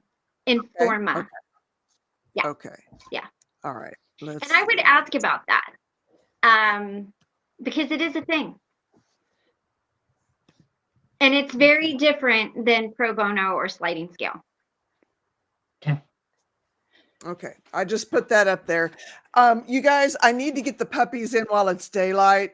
I had to gather them in the dark last night, and that's not, it's, yeah, I can't do that again. I will be right back. Y'all carry on. That's all right. But yeah, it's like I said, I only know it because when I had to fight my oldest dad in court, we didn't have the money to pay for the attorney. And man, and I'm telling you, you want to talk about a nasty bulldog of a lawyer. She was mean. But it was good. And she was the one who told me. She was like, you know what, we can proceed in form of papyrus. And I'm like, great. I don't know what that means, but let's do it. And she's like, this is what it means. And it's just a form that they fill out. Okay. Yeah. And then it's just submitted to the courts, I assume, from there? Yeah. So the attorney has to like be okay with it, obviously, because it means they're not getting any money up front.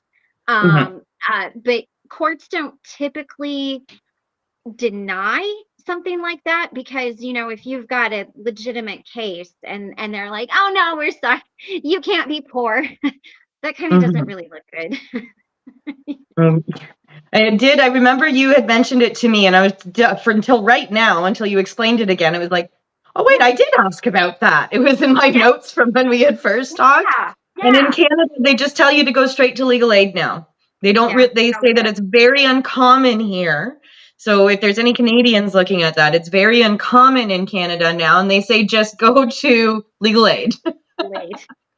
You know, and here's the thing, there are some really good legal aid attorneys out there because they're really passionate and they want to, you know, help people who are disadvantaged in some way. And they're really good. Like, not everybody is like ambulance chasers and Better Call Saul. So if you end up having to get legal aid, like, there are some amazing people out there. And I think really, I have found what I have found in my life to be true is if I'm just honest with somebody, if I go to them and I'm like, look, I've been depressed. This is what's been going on. I've been fighting this. I'm afraid I'm going to be seen as this. I'm worried about this. I'm concerned about this. I need help. Like, and you know, I've told this to people before, like, make yourself sound a little more pitiful maybe. And people are, even if they're like, I can't help you, but call this person. You will get to someone who will help you, because I firmly believe, and this is probably my little normie naive self who runs through the serial capital killer of the world, but I believe that most people have something positive in them and that they want to help, especially if they're in that type of thing, you know. And like, speaking on the legal aid side for me, I have 2 lawyers right now who are fighting hard. Really hard. One for child services courts, and then I've got another one for superior court, and I'll have another one for criminal law when that comes up. Awesome. So it's, you know what, I'm lucky, and they're all in the same office. They all talk to each other.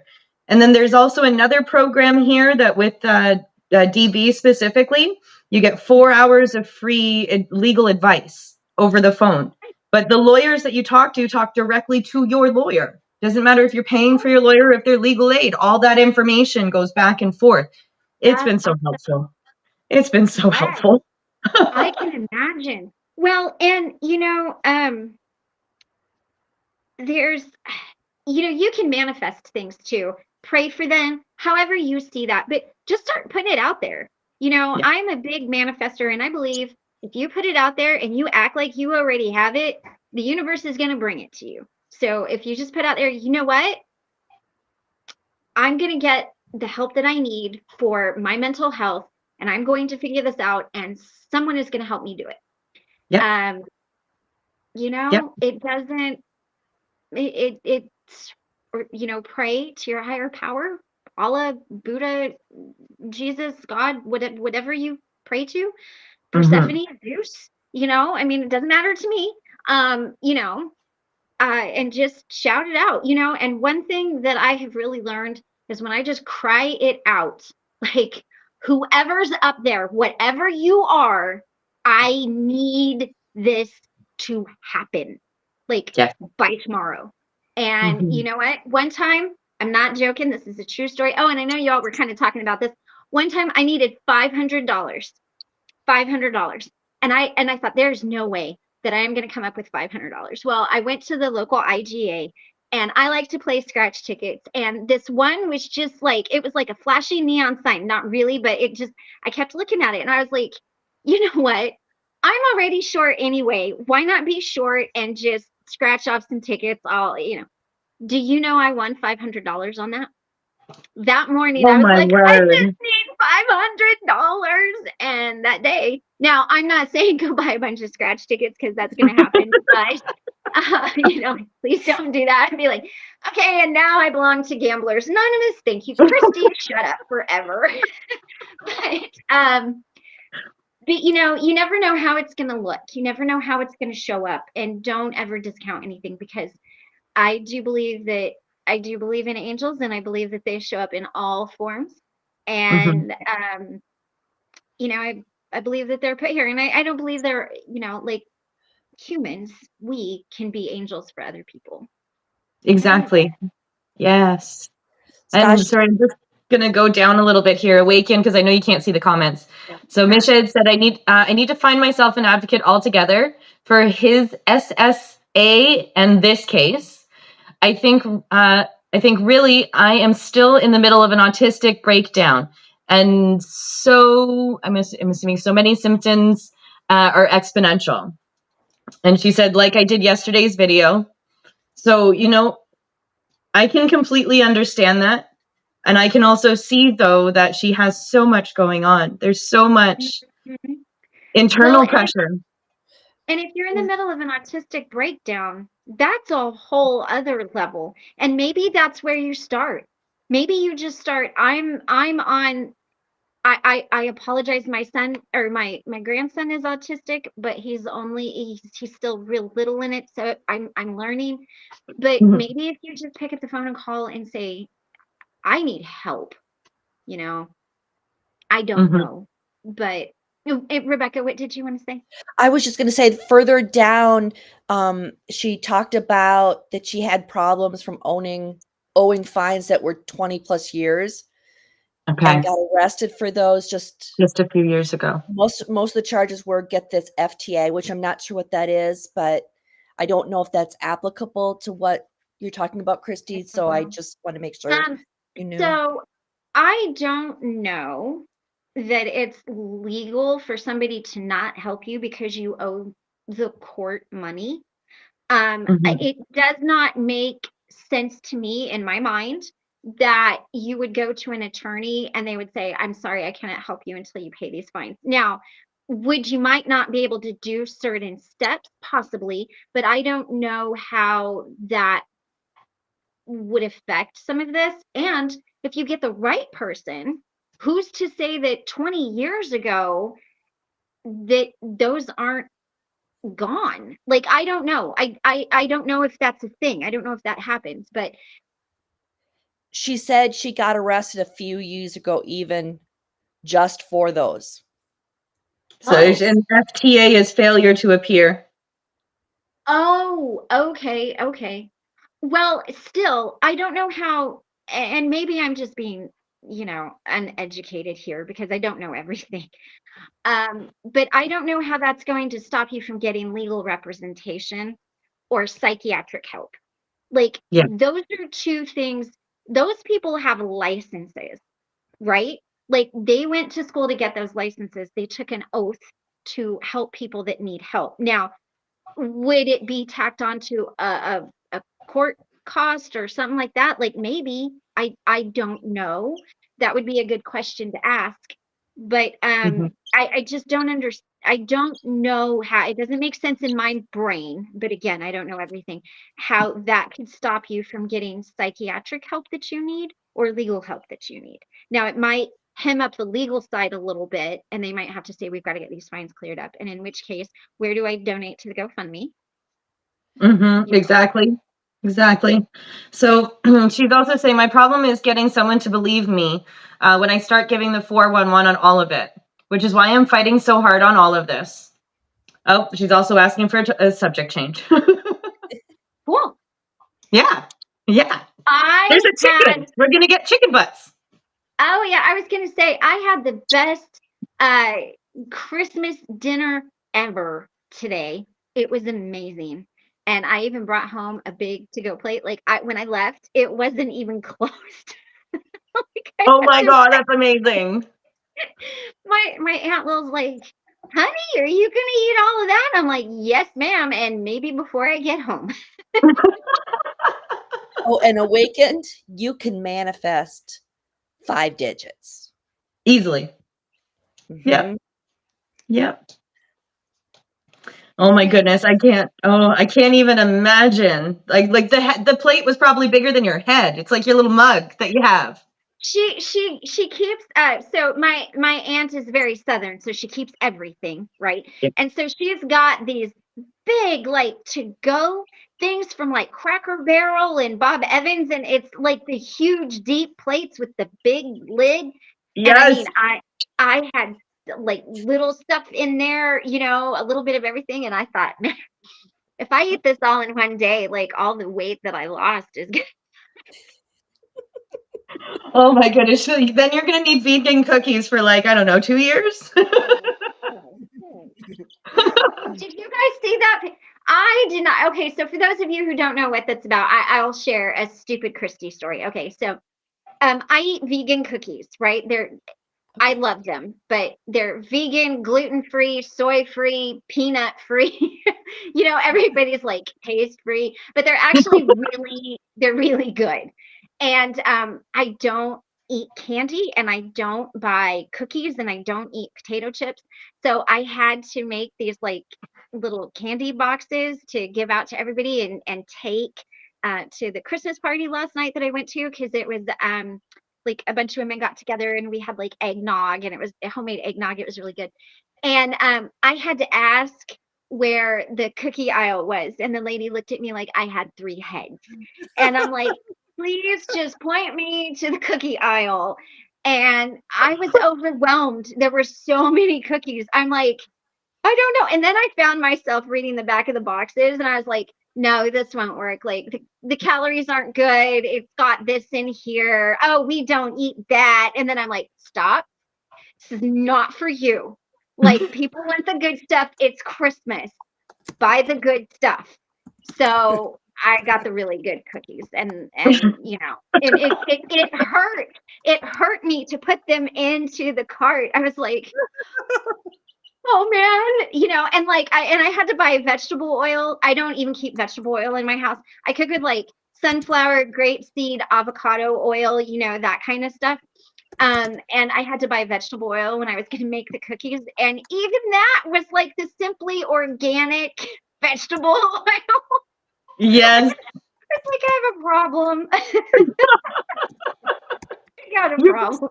Cautious of the ingredients. That's all, right? Yeah, I mean, you know, I'm looking out for it, but I was like, oh, look at the carbs in that. Oh, we can't have, and I'm like, Christy, stop.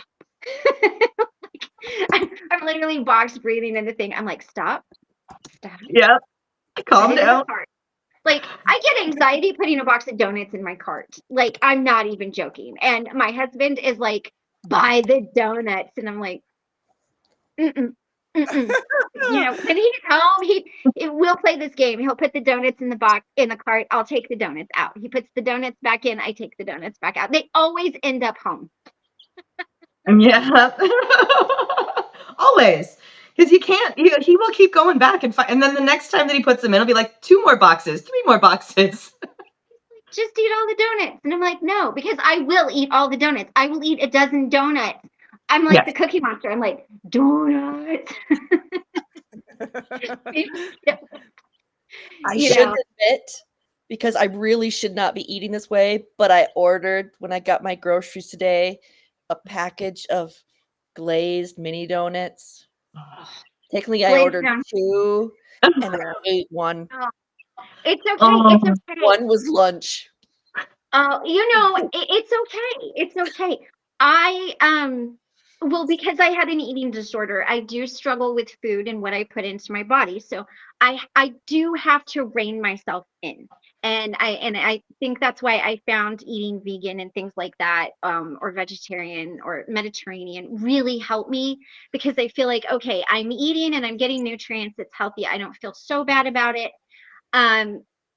But I do get you want to see me have anxiety, like put some crazy stuff in my cart and I'll be like, no, no, no, no, no, no, no, no, no. I laugh. I don't know if, Christy, you heard if you were listening, but I was just saying earlier, I realized this morning that I have an addiction to sugar. And I've heard many people talk about sugar being very addictive, and it hits a portion in your brain that's similar to like cocaine. And and I kind of feel like I have an addictive personality, which is why I don't gamble, or I intentionally never drink when I wasn't around people, because I was just afraid to fall into one of those. But I always felt better. And I tried this about 2.5 years ago, eating low carb and keto. So it wasn't necessarily to the actual keto, which is like less than 30 grams of carbs. It was never that low. But I felt so much better, and I cut out sugar. And I felt so much better. And my goal, and I'm going to give myself through Christmas, because Christmas is all of the stuff. And I frankly really want the star cookies that my chosen mom makes with lemon glaze on the top. I really, really want one of those. But I need to, starting the new year, I need to because I do what I consider healthy keto. So I eat the veg. I don't do soy because I'm allergic, but I do meat and all the things. And I felt much better when I ate that way. Ben brought it up, actually. What about paleo? I did that for a really long time, and I did it while I was bodybuilding, and keto was not enough for me to sustain muscle gain and weight loss at the same time. Whereas paleo, which was described to me as the hunter-gatherer diet, if you were unable to get it while we were hunter-gatherers, don't eat it. So it makes it really simple. Grains were too much.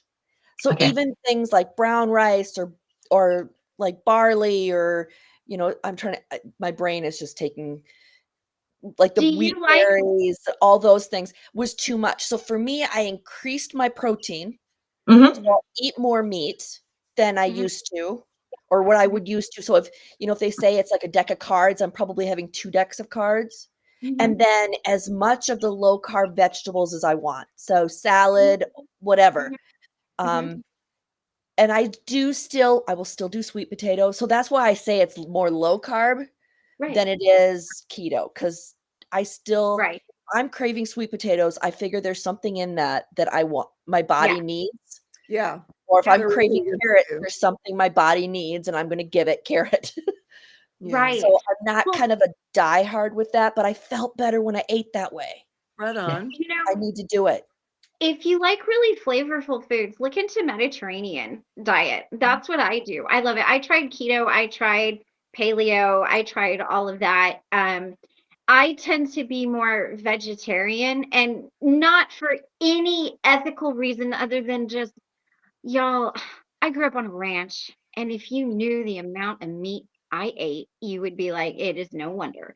But so for me, it's not an ethical thing. It's just, but try Mediterranean, and coming off of sugar is really hard to do. What I did when I did that, I switched my coffee creamer over. I started drinking like coconut milk creamer, and I always and creamer has a lot of oils in it, olive oil, canola oil. It has a lot of oils in there. And I just recognized your name, Ben.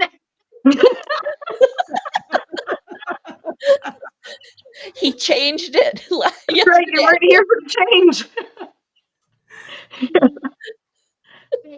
So that's one of the things that I pay attention to when I'm looking at creamers is they do put a lot of extra oil in it. And so, you might be taking out the sugar, but you might be getting a lot of extra oils. So I just go with like the coconut milk creamers because it's a little sweeter naturally.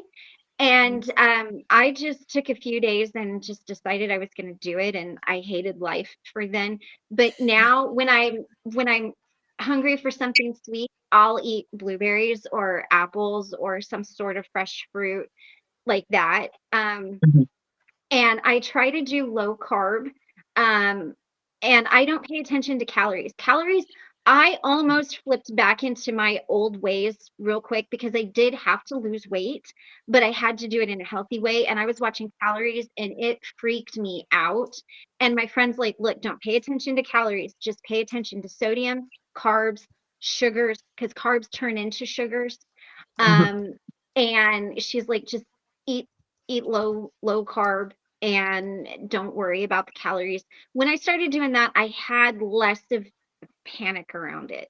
That's I do the heavy cream they mentioned. I've also done macadamia nut milk because that's a little sweeter too. Because I'm leaning toward that maybe I ought to get rid of some of the dairy in my diet. I've kind of wondered about that. I might be I'm an adult. Most of us are lactose intolerant on some level. Right. Yeah. The big thing is the sugar. Because and try all carbs turn into try sugar. Greek yogurt. And another thing that I used to eat, I would get the Quaker. You guys are gonna think I'm so weird. If I ever am like, oh, I'll bring food, you guys are gonna be like, no, bring the drinks. But one of the things that I used to do was get the Quaker Oats rice cakes. Like I'd get the caramel flavored ones, and then I would put cream cheese on it, and then cut up like blueberries or strawberries or something like that, and put on it. And that was the real, and I would eat like one or two of those. And I actually with cream cheese. See, it's very tasty. Yeah, I can't do celery. The strings on the celery for me. I know you can pull them off, but I'm just lazy and don't do it. So I guess I'm not at a problem with them, but I get it. If you can't do it, there'll be something else that works. Well, and for me, I don't do broccoli either. Like broccoli and cauliflower, they're just weird to me. I'm like, no. I like both. So I'm good. So for me, when I was losing weight, I was doing almond butter, but I was making my almond butter. Like I went extreme when I went paleo. I was making my almond butter and I put raw honey and then a little bit of dark chocolate chips in it because I love cookies. And I couldn't eat cookies. So I would just eat that because it tasted like cookie dough. Get like a tiny bit every night. And that was my dessert. That's amazing. And berries has been kind of my go-to because they tend to be lower carb for the little bit of sweet bomb. Plus you can get less. So you get the frozen blueberries, the frozen like sliced strawberries. So you can kind of do a little portion for yourself if needed. Yeah. Sugar is a hard thing to, oh man, I tell you. Oh, and hello, Mary Jane. Hi, Mary Jane. Yeah, I was just reading this comment. Yeah, it's supposed to be coming up here. Here it comes. My aunt was diagnosed with cancer and a family member is her medical caregiver. It is so hard already, and trying to give that person grace, even though she has said something recently that was very hurtful.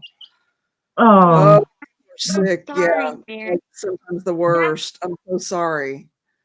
That is difficult. That is very difficult. Yeah, because it's a hard line to navigate. I understand that. Now, are you living with them as well, or like do you get out of the situation and like go home? And this person was just unkind. It's horrible that anyone was unkind. I'm sorry. That's already a hard enough situation. Kindness is definitely needed. Yeah. Yeah. I was going to say earlier, I believe my sugar addiction is what inevitably led to my alcoholism. Oh. How so? If I Alcohol can just ask. turns to pure sugar in the blood. Okay. Yeah. I understand that. So then it would be just, that makes sense. Yeah, you're basically leading yourself up your whole childhood with sugar and to your teen. And you know what? I feel the same for mine because literally my sugar addiction started before I can remember. By the time that mom passed, like if I didn't have sugar, I was having headaches because I remember my dad trying to cut sugar out of my diet. And he's like, we literally can't cut sugar. Like saying this to the doctor, like we can't cut sugar because she's having headaches. Well, that's right. She's addicted. She's stuck on it. Yeah. Yeah. Mm-hmm. So my goodness. Yeah, I can understand that completely, Carol. And see, even when I was eating good, I needed something that was sugary at the end of the night. I needed the almond butter, the dark chocolate chips, and honey. Right. Well, and I don't think you should torture yourself either. Like, what was it, Dolly Parton? She's like, if I want some cheese, I eat a little bit of cheese. I just don't eat the whole cheese wheel anymore. Yes. Yes. Good old Dolly. I love Dolly Parton. Me too. And I'm actually kind of excited to like watch Miley Cyrus come up in like her adulthood now and seeing some of the things that she's doing because, Dolly Parton's her godmother and it's very interesting to see how she's been influencing her adult career and her adult music. And I don't know, that girl still stuns me.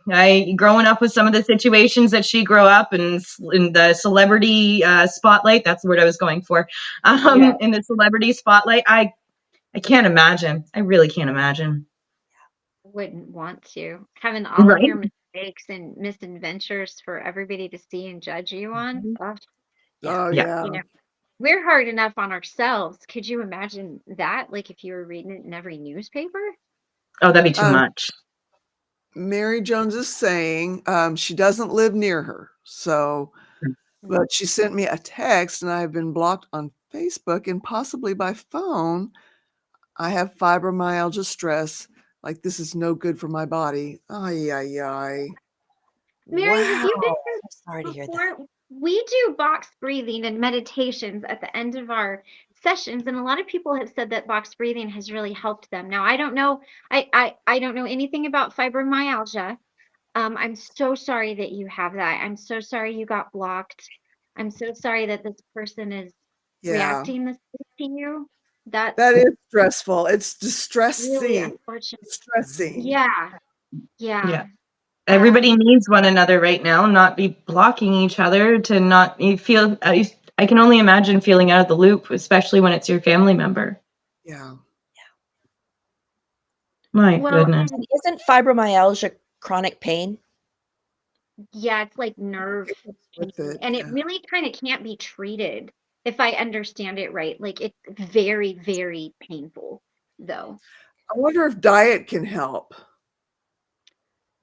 I don't know. I have a friend who had it, but I don't know if it's a diet thing. I just know she was in a lot of pain a lot of time. Mary, maybe as this person, since you said she was just diagnosed, maybe there's like some anger on her part and some inability to deal with things. And maybe as she comes to terms with it, maybe she'll reach out and be more kind to you. I hope. I'm so sorry. I'm so sorry. That's really a difficult place to be. I'm putting ones in the chat that aren't going to show up because I don't have access to typing in the chat right now. I can't message either, but I'm sending you a heart. Sending you. Yes. Yeah. CKS says, because of ED, I never have any junk or salty. If there are celebrations, everyone is happy. I just throw out leftover sweets that I might binge on, etc. Okay. That's smart. That's good smart. idea. Yeah. Hard to do, I would think. No, you throw it in the garbage and then you take the garbage out right away before Then you you have no lose. choice. I was gonna say though, one of the things, and I don't know that this is all related, but one of the things because of my long COVID I've heard is you get chronic fatigue with it, which is why I had to do things like take a nap this afternoon before this meeting. But I've heard them say that they are looking at chronic fatigue and fibromyalgia as potentially maybe being also at some point caused by virus. I don't know that they've caught a answer, but that they're looking into that maybe. I mean, I don't know. Okay.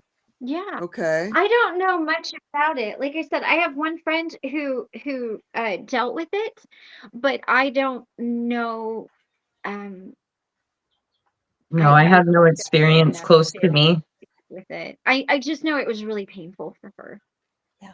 Has anybody heard from Cosmic, by the way? I mean, I've been kind of off and on social media. He was on yesterday, told us a little bit of what had happened. We knew about the first set of paramedics, which was not a fun situation. The second set showed up and they were much kinder about the situation. I haven't been able to get a hold of her yet today, but I honestly haven't seen her online much either. So she's probably getting some rest. She looked extremely tired yesterday. Okay. Yeah. I just hadn't really, from the other day, I hadn't heard. I didn't know. Yeah, she seems to be doing okay, trying to find a place of calm. But I also know that the roommate was coming back and Mia was coming back as well a couple of days ago. So I feel like that might have had some, I can't think of the word, impact on how it is she was feeling. Ben says she was in the chat this morning. So it's her morning. Perfect. She kind of gets up early for the meeting. Okay. I just, like I said, I had seen her for a few days, but I I didn't know if I just missed her because that's highly possible. Steve, seventh son, feel better. I'm sorry you're dealing with a migraine. That sucks. I'm so sorry. Take care of you. Yeah. He's going to put on his blindfold and play brown noise sounds. Good idea. Good idea. Have a good night. Yeah. Try and get rid of that. Water. Good to see you. Lots of water. Nice. Well, I have just a few minutes before I need to hop off. So we don't have to end the meeting, but did you want to do some box breathing and meditation before I have to hop off? And then you guys can do your thing? Yeah, I actually need to go, getting in the barn late last night was not a good thing. So I am gonna need to get going after we do this. Is everybody okay? Yep. Okay. Do we have time for a meditation, or do you just want to do some box breathing? Yeah, totally time. Okay, so for everybody that's new, we do box breathing, and what you do is you breathe in for a count of 4 through your nose, hold for a count of 4, and then release out of your mouth until all of the air is out of your lungs, letting your shoulders drop.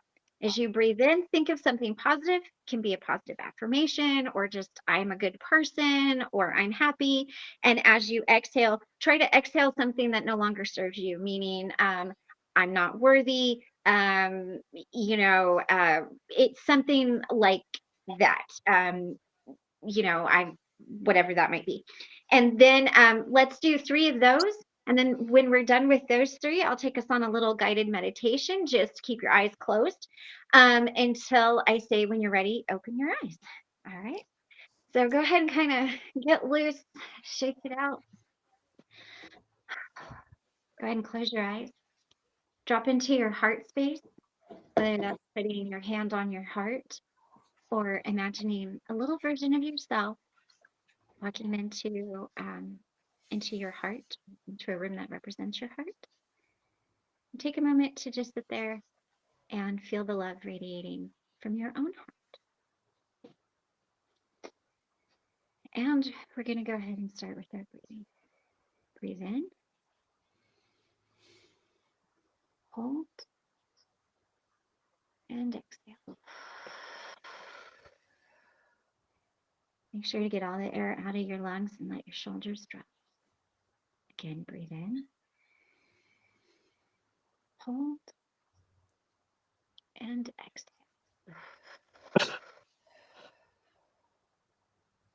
And last time, breathe in.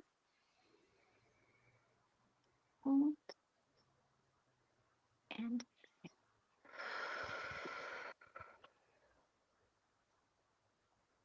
I want you to take a moment to plant your feet firmly on the ground and imagine from the bottoms of your feet, going through the dirt,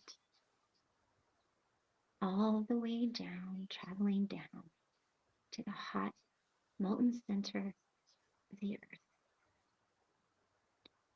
Imagine these roots traveling down, down. Now come back into your body.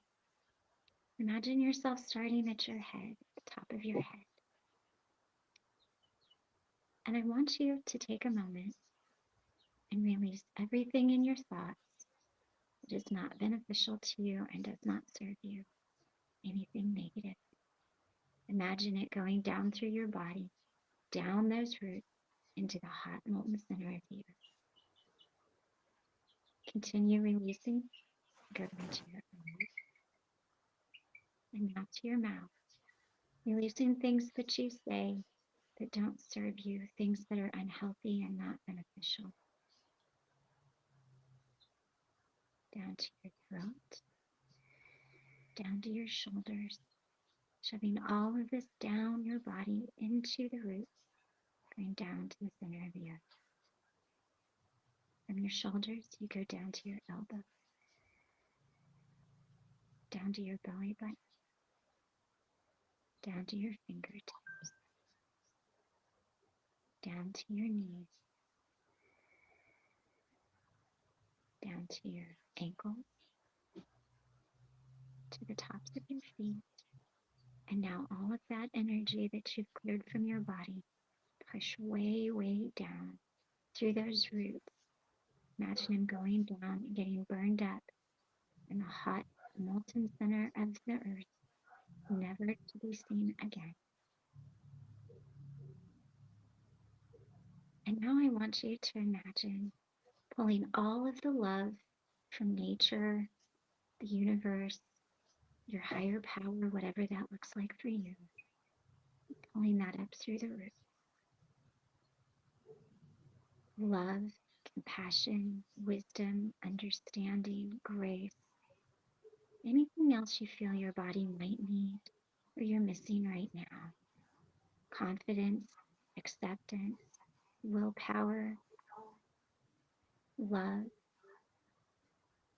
And imagine this beautiful energy coming into the bottoms of your feet, up to your ankles, to your knees, to your belly button, and up to your fingertips, to your elbows, sleeping in your heart for just a moment and letting that beautiful energy sit there and fill up the room of your heart space, taking over any sad energy that might be hanging out, up to your shoulders, to your throat, to your eyes, up into your mind, and out the top of your head. And imagine this beautiful light in whatever color is your favorite color, circling your body, warm, positive, beautiful, energetic, compassionate light. Take a moment to think a thought of gratitude about yourself and something that you have that no one else does or you're able to do. When you are ready, open your eyes.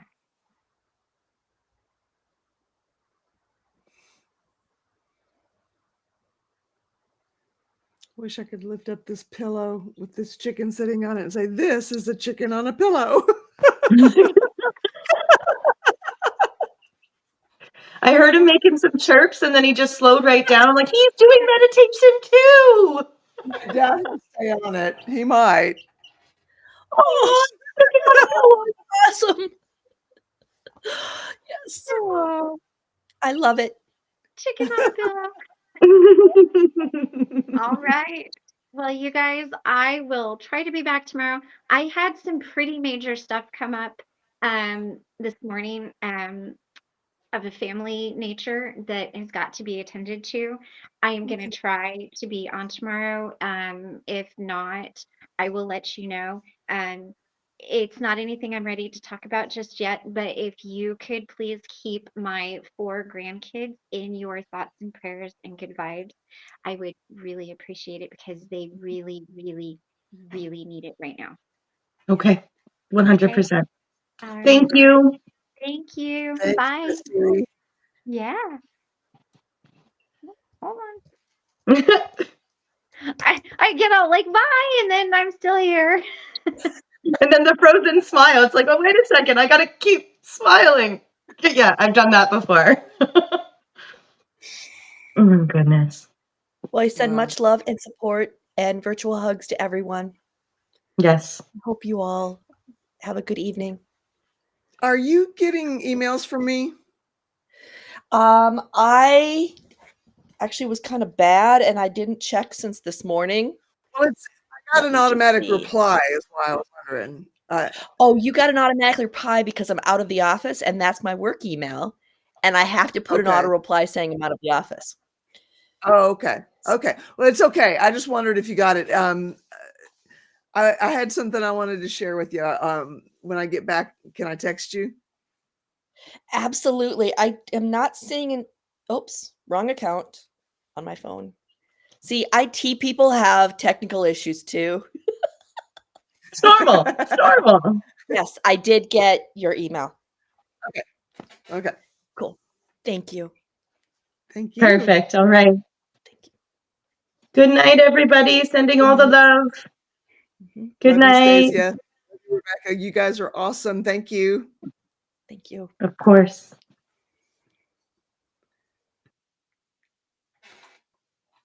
Thank you, everybody, for being here and making it a meeting and saving me from having to be a talking head on this thing. It's not me. I'm a conversationalist. It's just how it is. And you guys make it a meeting, and I love you, and I am so thankful for you. I hope to see you next meeting. Tomorrow's Christmas Eve, and anybody who wants to be here, I plan on being here. If something major happens, you all will be the first to know about it. All right. I love you and hope to see you soon. Until then, peace, y'all.